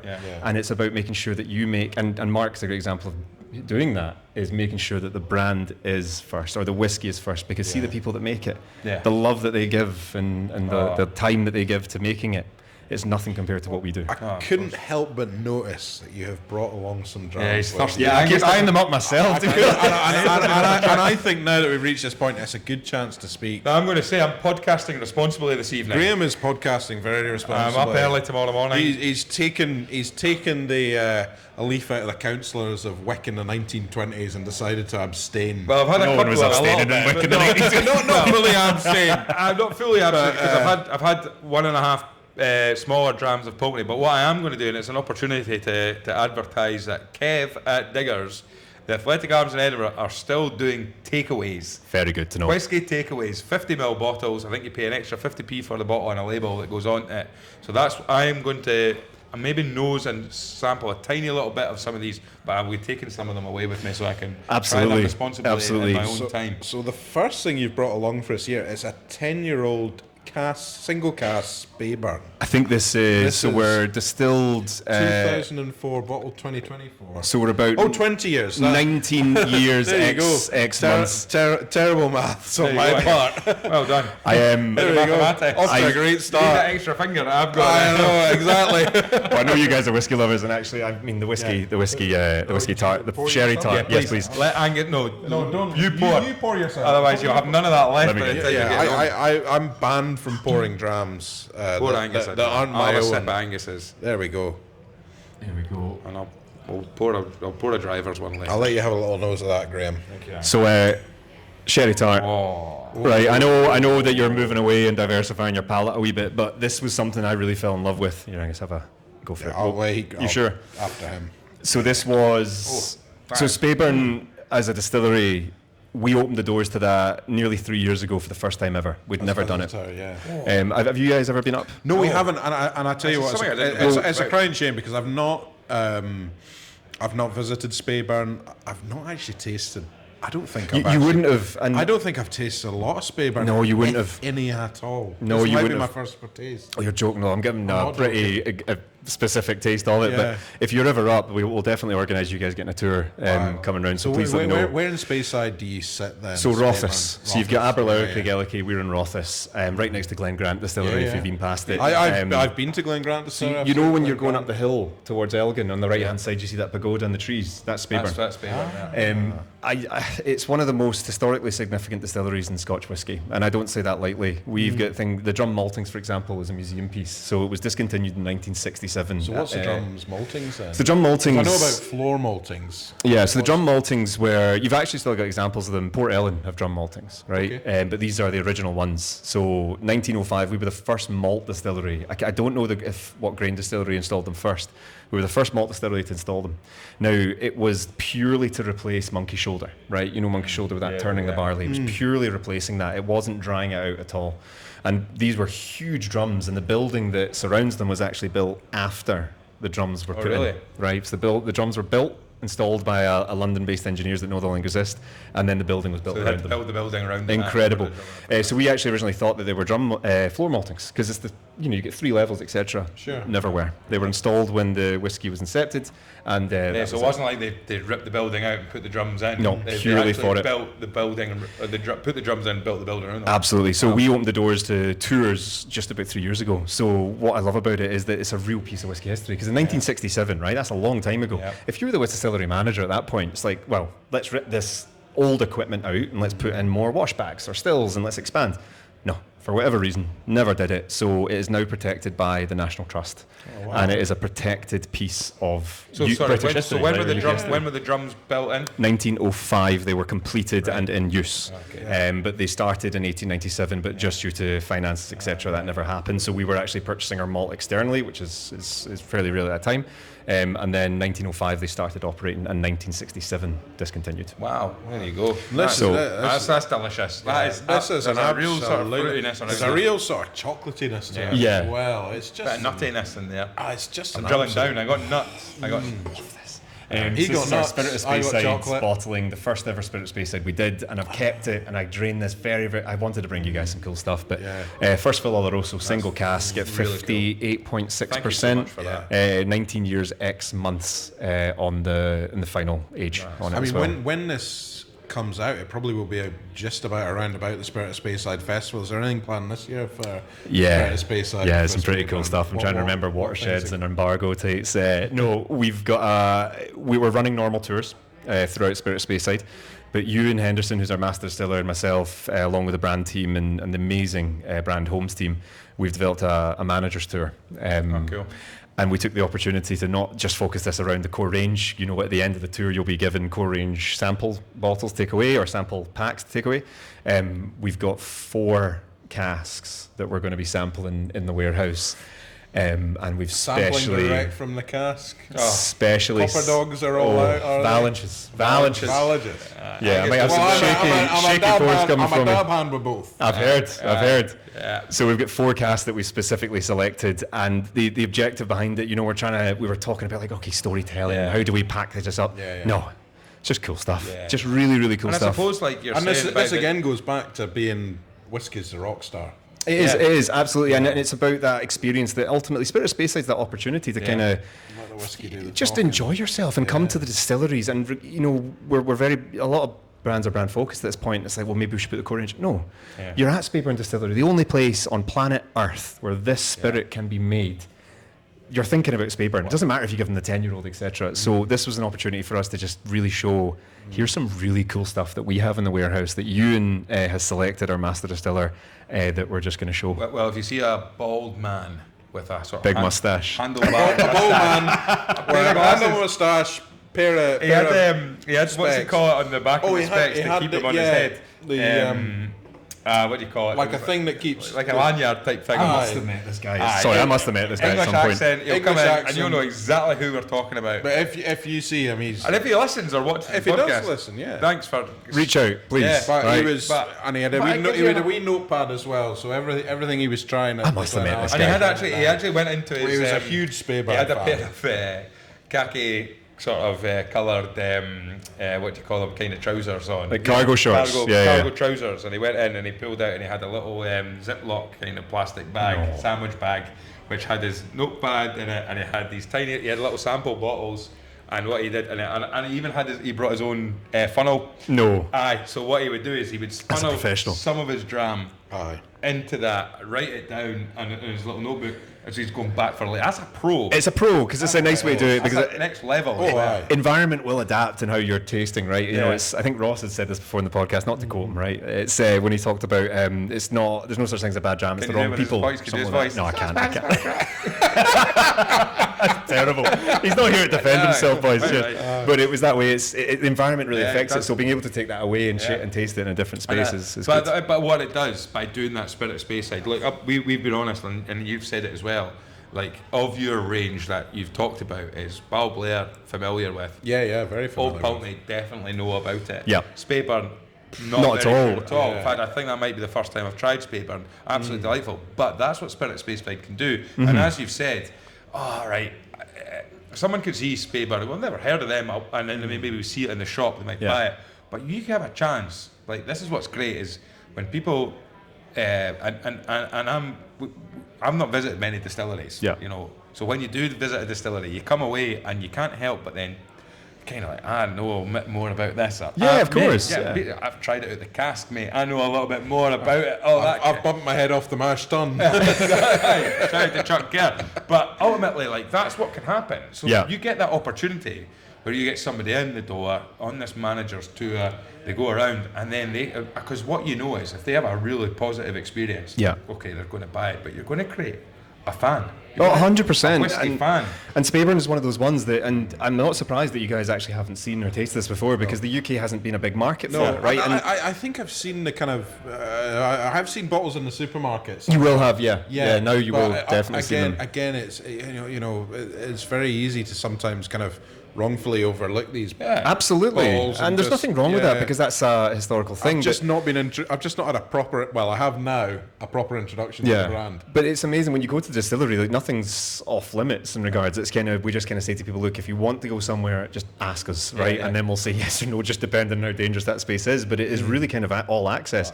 But it's we've got this one of my largest stills in Scotland, which is my favourite still in. Sorry to the other distilleries, it's one of my favourite stills in all of Scotland. It's a man who's a favourite still. Oh, don't.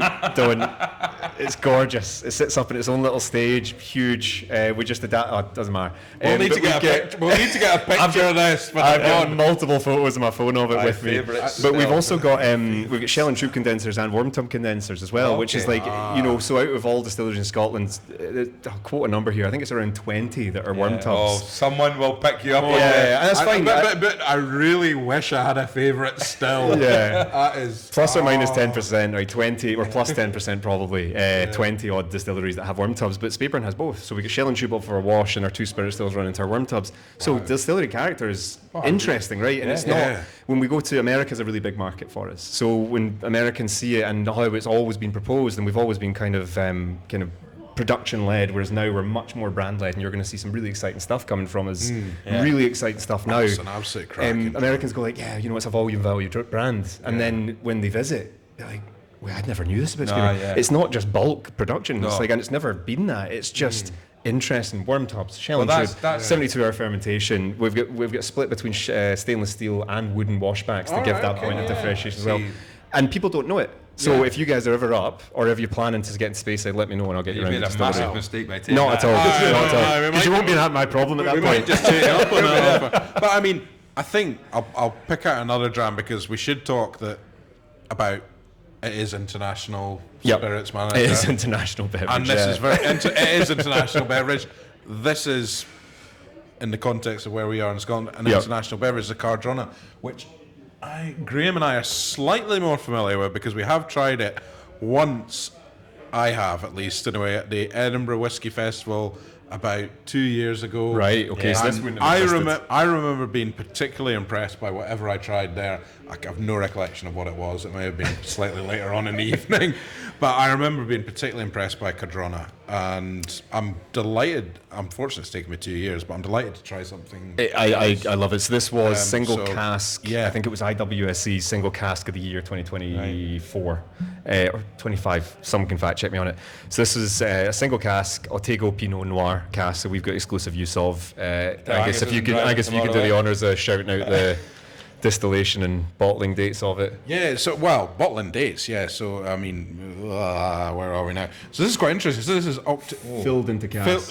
Filled into cask, 2nd of May 2018. So and then you've got the hand bottled in 2024. That's an interesting 2nd of December. 6-year-old. That is very interesting. And interesting because obviously, so this is Otago Pinot Noir. So tapping into that New Zealand wine. So this is a New Zealand whiskey, which I haven't had much. This spirit's definitely travelled further than any of these. Yeah, definitely has. The only experiences other than maybe trying that, and again, this is a here, right? No. This is mine. I think that's yours. Let's not get confused. What was it? Was it Hemisphere? I was saying this tastes very similar to that. Was it Hemisphere by Woven? Hemisphere by Woven. Is using New Zealand whiskey that's blended. So that's really the only sort of. But when we've talked to people about international whiskies, Australia gets a lot of mentions. Yeah, like Starward. Some of the stuff's incredible. Ginger beer cask, right? Don't. I tasted that last year. Oh my god! Wow. But when you look at like New Zealand and you look at the sort of everyone talks about when you go internationally, the differences with the way the maturation process goes.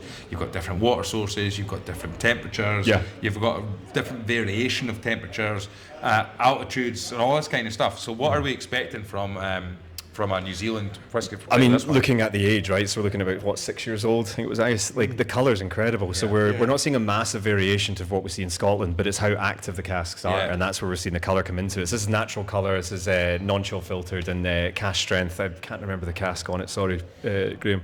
The ABV on it. Where are we? 52. 52. Yeah. So it's just an absolutely incredible dram. But Sarah and the team, what they do is it's a tiny distillery. I mean, it's tiny on the south end of the South Island.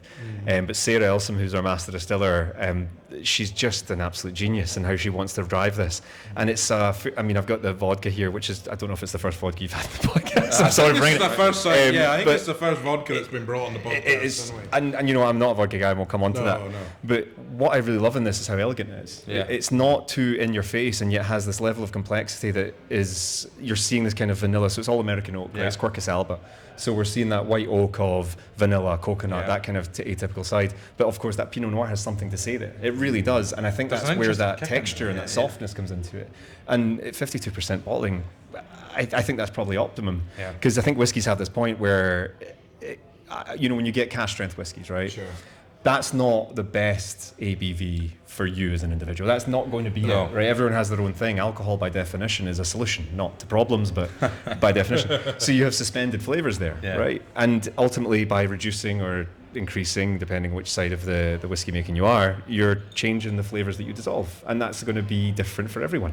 So at 61 odd percent, that's probably not your favorite way to have that whiskey. It might be 0.2% less than that. Being arbitrary there, but that's the idea. But I think 52% for that is probably optimum. But not to say that's where you should have it. Have you been out to the distillery in New No, Zealand? not yet. Not had a chance? They've not invited me out yet. It's terrible. But if I can start making a plea to get me out there. Not yet. So it's been, Cardrona's been part of the family, if you like, for the past year, I believe now. So we've got some exciting stuff coming up with it. But I need to kind of justify that plane ticket as soon as Global possible. Spirits Ambassador, and we kind of joked the international and global spirits and stuff like that. But it will be part of the job. You'll travel far and wide. 100%, yeah. So where is it you're sort of off and about? So Europe. So we've got ambassador based out in California. We've got Maurice Chevalier IV. Incredible name. Maurice Chevalier IV. Le Quatrième, he's an incredible guy. So he's based out in California for us, covering the whole of the States. We've got Pat Fraser, who's our global ambassador for Cardrona Spirits. He's based out in New York, in the east coast of the US. We've got Paul, who's based in Bangkok, as well as Bank, who are based in Bangkok. And at this point, which I think when this goes out, we will have, or nearly have, a European ambassador who will be covering specifically UK, France, Germany, but covering the rest of Europe. So we have a big network, which means that I don't necessarily need to travel as frequently as needed. You've got these guys, these incredible educators, advocates for our brands. And if we're doing big launches, that's the kind of leveraging. And I've always seen it as this. It's not about the person, it's the role. And how people see it. And that's the thing, is if we need a global ambassador support, then great, let's go do that and let's support that in the way that we want to do that. But it doesn't mean, Maurice is incredible, Paul and Bank are incredible. But September last year was a good trip. We were in Japan, South Korea, Thailand and Malaysia, which was... the food. Asia's my favourite place in the world for food. To visit? What's the food like when you come back here? It's just so boring. I remember clearly, actually. It's a great toasty you can get here. I need potato scones though, right? It was nearly a year ago just now. Ross came back from Fégil. That's right. Isla. Fégil. Just under a year, last May, And he complained that there was nowhere in Isla to get sushi. Regardless of fish or not, I don't think there ever is, right? No, but do you ever get a chance to revisit old haunts? Because you're now, what I would say is, you're a seasoned brand ambassador. Seasoned, is that the pepper in my beard? Yeah, but do you get to go back and go, hang on, have you ever been there? And going, hang on a minute, I think I've been here before. Yeah, I do, and it's good fun because... you're not trying to sell us Glenlivet anymore. I know, right? No, you do, and it's really exciting because the nature of what we do is it's an exciting place to live in, right? It's sociability, you're sharing really incredible liquids, and regardless of brand loyalty, whatever, you get to meet people from that kind of world of loving spirits and loving liquid and different things. So it's great walking into a bar years later. And I remember I went into a bar, I think it was in Sweden, I think it was in Gothenburg, and I was like, I've never been to Gothenburg before. And I arrived with our sales manager, and we walked into this bar, and the guy was like, Baxter! And I was like, never mind, I have actually been here before. It sounds, you always hear these, and that's the thing, is we, brand ambassadors and stuff like that, you speak to a lot of brand ambassadors, and they're very humble in the fact that they're like, listen, the job, I think it was, who was it? Champagne Lifestyle and a Lemonade That's right. I think that was... who was it? Well, we'll not name him. True words of nerve. It was mentioned on the pod. But basically, it was sort of saying, like, it sounds great, it sounds glamorous. Yeah. Jumping on flights, flying out to this place, going to Dubai, and you're in different places and things like that. But of course, that's work. Yeah. Right. It was great for us to jump in a hired minibus, then drive up to Dornoch Distillery and have a bit of a laugh. We've had a good time when we've done Fife Whisky Festival and stuff like that. Yeah, but we that's not our job. That was a sort of an excursion into that lifestyle, and it was fantastic. But I can imagine that travelling, it gets and it's meeting people, it's being on brand, it's being constantly making sure you know what you're doing. Yeah. And we hear like rock stars. What was it? Somebody famously turned up at Tea in the Park in Scotland, like Rihanna or whoever it was, and said, "Hello, Glasgow." Oh, it was Eminem, wasn't it? Yeah, that was. I remember that. Right, because they're on the other side of the country. But where are we flying to today? We're flying into Glasgow, and it's an hour and a half drive to get to where you need to be. Yeah. Right, so there must be that element where you've been just so busy on travel that you don't know. And it sounds ridiculous to be like, I can't remember ever being here, and then it turns out you have been. But it's true. It is. It's really weird, and it's how frequently you've been there. Like, how many times have I been to Hamburg, for example? You know, I think I've been there 4 or 5 times because Germany's a big key market for us, right? But like the Beatles. Love it. It's a great reference. But it's a side of ambassador work that's really that was brilliant. Actually. Sorry. The Beatles have been a Hamburg. That's where they started. We're taking a break, ladies and gentlemen. You should be researching that. You should be learning more about Speyburn, for fuck's sake. Right, anyway. It's a wonderful thing. No, it's our master distiller. We recently went to Nuremberg. Yeah. Right, we did a festival in Nuremberg. I won't mention who went to Nuremberg. Right, carry on. Right, anyway. So our master distiller and us, we went to Nuremberg and we did this really cool tasting. And he's an absolute rock star. David Rogerson, he's our master distiller for Balblair. Sorry, he's the youngest master distiller that Balblair has ever seen. 32. Really? 32. Wow. 32 years old. And the guy, what he doesn't know about whiskey, he's just an incredible guy. We did this great tasting and we went out that night and I went to this lovely tasting or whiskey club held by a guy called Bernard Schaefer. Good friend, Bernard. Good to see if you're watching because I'm sure he might actually. So Bernard runs this whiskey club and it's great. You go there and there's ambassadors and there's all these people from the industry and whiskey clubs and you get to share your passions and that's great. But of course it's exhausting, right? You know, you're only a human being, mentally, physically. You're traveling, you're moving, you're tasting and talking and sharing your energy and giving that energy as much as it's enjoyable. Yeah. But then you get to a point and you get to the hotel room and you're like, I'm done. Like I'm done. And where's the chance to reset and drink water and go home and speak to family? It's quite ironic because Nuremberg was also where Graham and I were feeling a bit fatigued after. That's right. We went in. This is a total sidetrack, but it relates to the podcast because we did do a podcast out in Cologne in the summer for the Euros for Scotland. Peter Klaas. We had about with Peter Klaas, keeper the Quake. All right. So we had about 3 or 4 days in Munich, and we went after Munich. A friend of ours departed. There was only 3 of us, and we went up to Nuremberg, and Nuremberg was definitely where we were starting to get a little bit of the old travel fatigue setting in. And the thing is, when you're working though, like, okay, this might be the 3rd day of a whiskey festival that you're at, but for that one person who's sitting talking or standing talking to you, it's their only interaction, the only time that they'll know what Speyburn or whatever, Balblair or Pulteney, that's what they want to know. And if you're just like, you have a duty of care to the person that wants to, because at the end of the day, they're investing their own personal money in buying your product. You have a duty of care to that person. You have a duty of care to provide them with the best experience, with the education, etc. And if you're out till 5, 6 in the morning, you can't do that. And physically, you can't do that. I think there's a responsibility to yourself personally to make sure that apply your own oxygen mask in first before helping other people. It's making sure you're okay, and you can't sustain it. If I drank every whiskey that was handed to me, I'd be dead, right? You just, you just can't because you're in those situations where you go on nights out and people are handing you cocktails and shots, etc. And you can't do it. You have a duty of care to the person the next day at the festival who, as you say, has spent money to come to the festival, join your masterclass to provide them with an experience. I think that's what we would mess up as brand ambassador. I think so. It took me a while to learn this. To be fair, right? I think in that spirit, we'll skip the vodka. And we'll go to the final dram. Right, I'll let which you pour this. I only brought the vodka out of interest for you guys. That was I know. It's the Balmenic, which is not a distillery out of your whole kind of 5 Scotch distilleries. It's probably the one that has for me, it's the least exposure. We in terms do of bottles you would not see on the bottle this. shelf behind the bar. We don't bottle it. So we never bottle this. This is I mean the distillery used to, it was under like brands like Cromdale, etc. I've got a funny story. My mate's grandfather used to work at Balblair, and I found this out. A really good friend of mine, and I said, look, any chance your granddad would be interested in speaking to us in history? And he went, I'll ask him, and I was like, look, no pressure. And he spoke to his granddad, and his granddad was like, I told you, they'd come for my whiskey. I told you they'd come for my whiskey. So he's got some great bottles, but I'm not going to push him, poor guy. So we've got an 18-year-old here. So this was done to commemorate the 200-year anniversary of Balblair. Wow. And it was a single So you had first to actually fill. bottle something for once. Yeah. Given that there was 200 years of history. So this was a first fill Oloroso sherry cask, and it was given to every employee of the company. So I just wonder, this doesn't exist in the wild, and I think I might be one of the only employees that's opened it. So me and my dad cracked it on Christmas Day just there, and that's what I've got left. That's because fantastic. I think for me is, it's a cool bottle, and I could keep this forever, and I could have it on my shelf forever, and I could just look at it.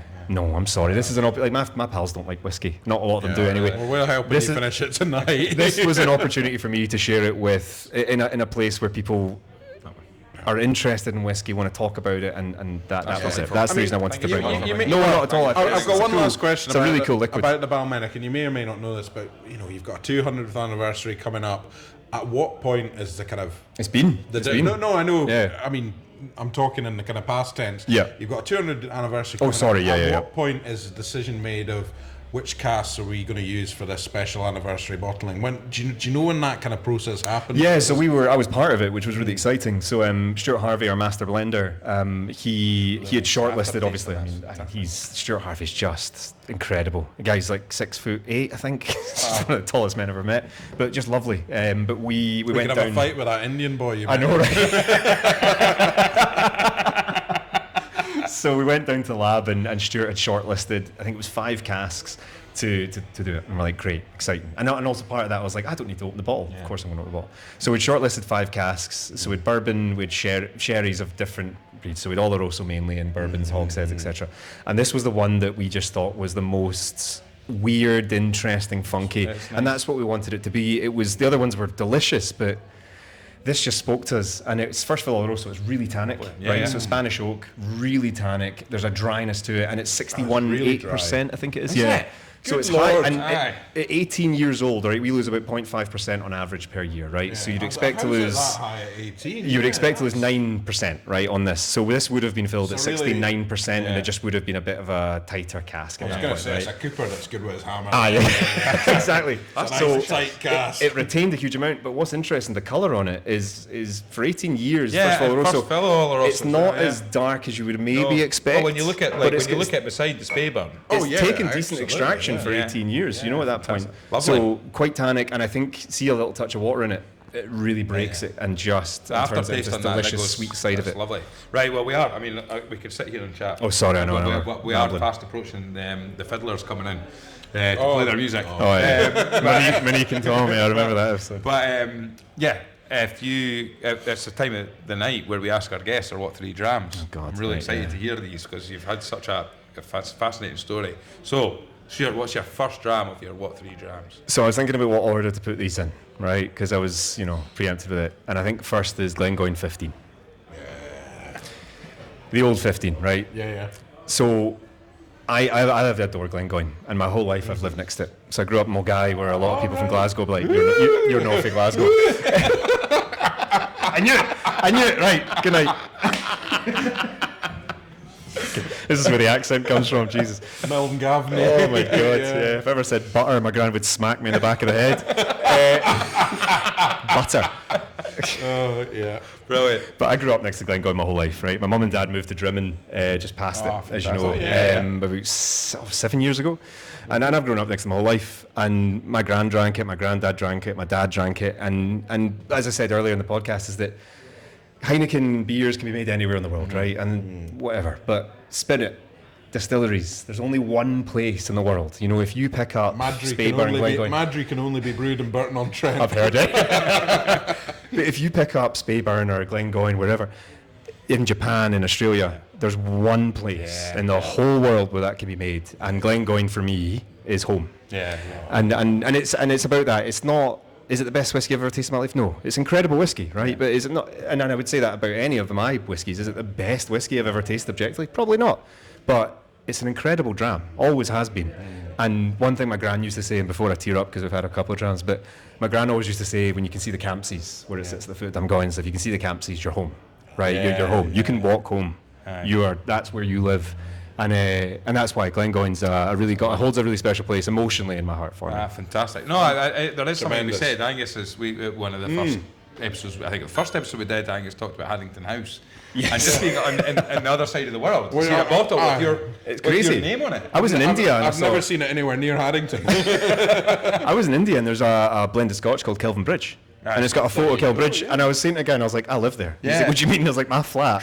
It's 3 blocks away from that. And he went, no, there's not. And I showed him a photo, and I was like, what the fuck is Kelvin Bridge? It's in Scotch to me. And that ability, and I think, it must be fantastic if you're a master blender, or if you're the person who's maybe names on the bottle. Imagine going to the other side of the world. And Haddington House. Go and bring that bottle down for me. And then being able to actually say, that's my That's it. That's my hunt. I mean, it's about. It's fantastic. Right, great first dram, great first story, fantastic. Second dram then. Old Pulteney 17. Oh, is that the third mention? It might be. I think it is. And Old Pulteney, we talked about this, the flavour profile of it. Licking a pretzel. And you know what? Love that. I'm going to use that in the next tasting notes. It's please. You're getting no royalties for this. That's the most credibility I've ever had. But there's an interesting thing is that, and speaking to it a little bit, is like Old Pulteney 12. When people ask me to show them Old Pulteney, Old Pulteney 12 is what I show them, because there's this interesting piece with it is that the majority of casks are aged at the distillery, right? They go into single malt, and you have this piece where maturation has this exponential curve. It gets faster and faster and faster because of the angel share, right? It's this increase in wood contact. But you also have maritime minerality that increases. But at a certain point, this disparity gets bigger and bigger and bigger. So an Old Pulteney 18 has more salted caramel chocolate, whereas Old Pulteney 12 gives you much more of that maritime minerality because it's more accessible, right? Yeah. So, but Old Pulteney 17 for me was just one of those sweet points. And 17-year-old whiskies, I think, for me, are just that. That's interesting. Specifically re-racks, so refill bourbon into refill Oloroso, right? There's that re-rack in a certain ratio. 17 hits the nail on the head. But the story I have with it is I was in Washington, D.C. 2 years ago. And there's this, I can't remember the name of it, there's this well-known retail shop. And they do tastings. So it's like a 2-3 hour tasting. I think it's 2 hours specifically. And they bring brasters in and they have to sell X amount of bottles. And the guy said to me, look, the most bottles ever sell are 12 bottles. I'm very competitive, and I was like, okay, cool, target, done, in the mail. So I went and looked around his stock before I started, and I went upstairs, and I saw an Old Pulteney 17 on the shelf gathering dust, and I was like, an old dusty Old Pulteney, $140 US dollars, right? And there's a secondary market, I'm not sure how much it's going for, but it's significantly more than 140 USD. That's a bargain, aye. So you said if you buy this, you can flip it for 100. Here's a wee earner for you. So I'm sitting there, I'm like, I asked him, and I was like, what's the story? I just can't sell it. And I was like, are you joking? And I showed him, and he was like, oh, right, okay. So 2 cases, that's 12 bottles, right? That's the mark, right? That's literally the mark. So I started showing people, and I was like, that's it on secondary auction. It's like, give me 3. It's like, no problem, give me 4. And I'm sitting there, I was like, what? The thing you did was you actually sold them. You should have just bought them yourself. I never regretted anything in my life apart from this. Didn't buy a single one. And I sold all of them, as well as 2 more, and I beat the record in under an hour. Wow. And I was so chuffed with myself, but I've never regretted something more. Because I could have just bought a case from them, sent it back, and it still would have been cheaper than each bottle. Wow. It's a dram that I have looked for a lot on auctions and stuff like that, because I think it's hard to know what the value of it would be, or what the value of it is. But at the same time, there's been a few times when I'm always like, I'll just have a look, and you see them and you go, right, I see what it's priced at just now. And it's whether I've hovered over a few times going like bid now or whatever. And I think now having you being on the pod and saying, because it's such a, what's interesting with the What 3 Dram is it's had 3 mentions now from 3 different people, I'm sure. And it's not an accessible dram. but it is a slightly accessible from dram. a price point of view, and also me. rarity and trying to find it, absolutely. But see, from a flavour point of view, I think it is quite accessible. I think it rounds off a lot of edges that you might see in other whiskies, and it's just this really easygoing dram. Malcolm Waring, who's our master distiller, he's got, I think, 9 or 10 bottles. Yeah. And I keep saying to him, Malcolm, just put a price on it. And he's like, no, that's my retirement. Really? He's like, absolutely not. He went, I'm not selling a single one. Wow, fair enough. That's going to be a difficult one to get hold of. Right, okay, dram number 3, fantastic story so far. Dram number 3, Ballantyne's 17-year-old. I think for me... You've really tapped into Graham Kilgour here. Talked about India, now we're on to Ballantyne's. And the story within this is India. Yeah. Ballantyne's 17-year-old, I think for me, is one of my favourite blended scotches. I think it was just a perfect dram. It sounds perfect. But I was in Punjab. This is a wild story. I actually had forgotten about this until a couple of weeks ago, and a friend said something, reminded me, and it sparked it back in. Our brand manager for Single Malt said, look, there's a new hotel opening up in Punjab. Any chance you can go up and train the staff? And I was like, yeah, nothing new, no problem, easy peasy. So I landed in Chandigarh, and I drove 5 hours into Himachal Pradesh, into the foothills of the Himalayas. Oh, wow. And we're driving for 5 hours with this guy in the curvy roads and the hills, and we get in there. Yeah. So I arrived to this immaculate 5-star hotel. Stunning. The place is just pristine, everything's brand new, and I was like, okay, to be expected. And I arrive at the hotel, and I get the full flowers over and bindi in my forehead, and the hotel manager's there, and I was like, okay. I'm looking around, I was like, oh, it's quite quiet. And he went, oh no, you're the only guest. I was like, I'm sorry, what? And he went, no, you're the only guest for the next 2 nights. We're going to practice on you. And I was like, sorry, what do you mean? He said, we're going to practice our services on you. And I was like, the whole hotel? And he went, yes, every service is available to you, full breakfast, the leisure centre is going to be open for you. And I said, and I'm the only guest? He went, yes. So when the leisure centre opened to you, so you got 5 guys watching you lap the pool. So, great. I'm like, okay, this is freaking weird. Yeah. So we walk in, and I'm thinking, in the back of my head, I'm like, I'm going to get a suite. Like, I've got to be able to get the top room. No, double. Double base. Like, we're putting you down here. Like, I'm not precious, but I was like, you're fucking kidding me. I was like, you joking the place. You know, stuck me up in a stair for a couple of nights. And the first thing was that we went past the leisure centre, so there's the lifeguard, right, standing there. The jets are on in the jacuzzi, right? All of this is going on, and the lifeguard's waving at me, and I'm like, great. So, like, everyone's in position, it's fully operational. And I realised that we didn't go in the elevator up, and I went, oh, that's suspicious. And they go in, it's just one of the random rooms halfway down the hallway. So I arrived, and I sat in that night, and of course the reality comes in, because I'd arrived quite late at night, and I was like, I am the only human being in this whole hotel.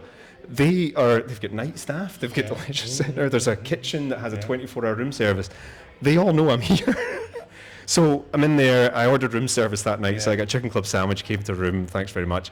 The next morning I come down for breakfast with the hotel manager who invited me along, and I arrive, 12 kitchen staff. The buffet breakfast. Full buffet. Omelette station. What, like, all the fruit. The biggest. I did my dissertation on food waste. The most amount of food waste I've ever seen in my life. Because I'm not a big breakfast eater, but I felt obliged. So I would have done a wee bit more damage. I sat at breakfast at an Indian hotel with this man. He definitely would have. I felt terrible. I had eggs and a yogurt. That was it. Did you have to tip everyone? Well, of course, I felt obliged, right? It's like, Christ, the first. Them all. But that evening that afternoon was the tasting, right? And of course, the flight, the way it worked out, I had to stay another night. So I did it, and I did the tasting. But of course, I didn't just do the tasting on the malt side of things. I felt obliged. I did Jameson, which was part of the Irish Distillers. I did Chivas, but they bought in a Ballantyne's 17. It was because that's a very, very expensive blended Scotch for them. So I did the tasting on that as well. But it just kind of reinforced how weird that situation was. But it was also sitting amongst the foothills and sharing that dram and thanking them all actually individually for being the only person, first person in this 5-star hotel. It was a weird experience. You're one of the few people that's ever done that. Like, it was bizarre. That's like, and of course, you felt like that night as well for dinner. I was like, I'm going to need to go to the restaurant because they've got 2 restaurants in the hotel. Did you start in one restaurant, your main course, and the other? No. It's like, which one do I choose? I don't want to make the other one feel bad. It was really weirded it up. It was like, I'm going to go to the gym. Anyone want a game of badminton? No, I was like, you know what, the pool looks quite good, but I am not going to do that with one lifeguard just staring at me. Fascinating. That was a weird one. That's a great one. No, Stuart, That's you've given us some bizarre. great, you've given us some great drams, great stories, great entertainment. Thank you very much for the whiskey as well. Thank you, How guys. can people listening find out more about you? How can they get in touch? Barley Baxter Instagram is probably the best way. Yeah. You know, modern day, that's absolutely it. And if anyone wants to know anything about the brands, just send me a message. And Quite things happy about with like it. your Speyburn stuff for up in Please, yeah. up in the Spirit Speyside Festival. Still Yeah. tickets available. I'd imagine there'll be tickets. Oh, there'll be a couple left, but we're doing a night with Lauren Murray at the Downs as well. So we're doing like a kind of dinner and drinks thing, spirits and paired whiskies with Ewan Henderson, our master distiller. So there's still tickets for that, I think. Well, listen, thank you so much for coming along. Thank you guys. for the drams. Thanks for the great stories. Listen, you've been listening to the Whiskey Stories podcast. Don't forget, please give us 5 stars. Also, if you listen, give us a follow as well. It gives you more a head start on up to date, like what we're doing, everything like that. Follow us on Instagram. Get involved in the join the Facebook group. Look for the Facebook group, Whiskey Stories. Yeah, Whiskey Stories Pod on the Facebook. The legendary, I think now legendary weekend dram roll call. Oh. You'll see some fantastic drams. Any questions you want to ask? Yeah, we occasionally monitor it. Yeah. Listen, get involved. Thank you so much. brilliant. Give it, like I say, pass the pod on to as many people as you possibly can. It's been absolutely fantastic. Stuart, thank you so much. Thank you for coming. Thank you, guys. Thanks Cheers. for the drams. All the very best. Cheers. Cheers. Slange.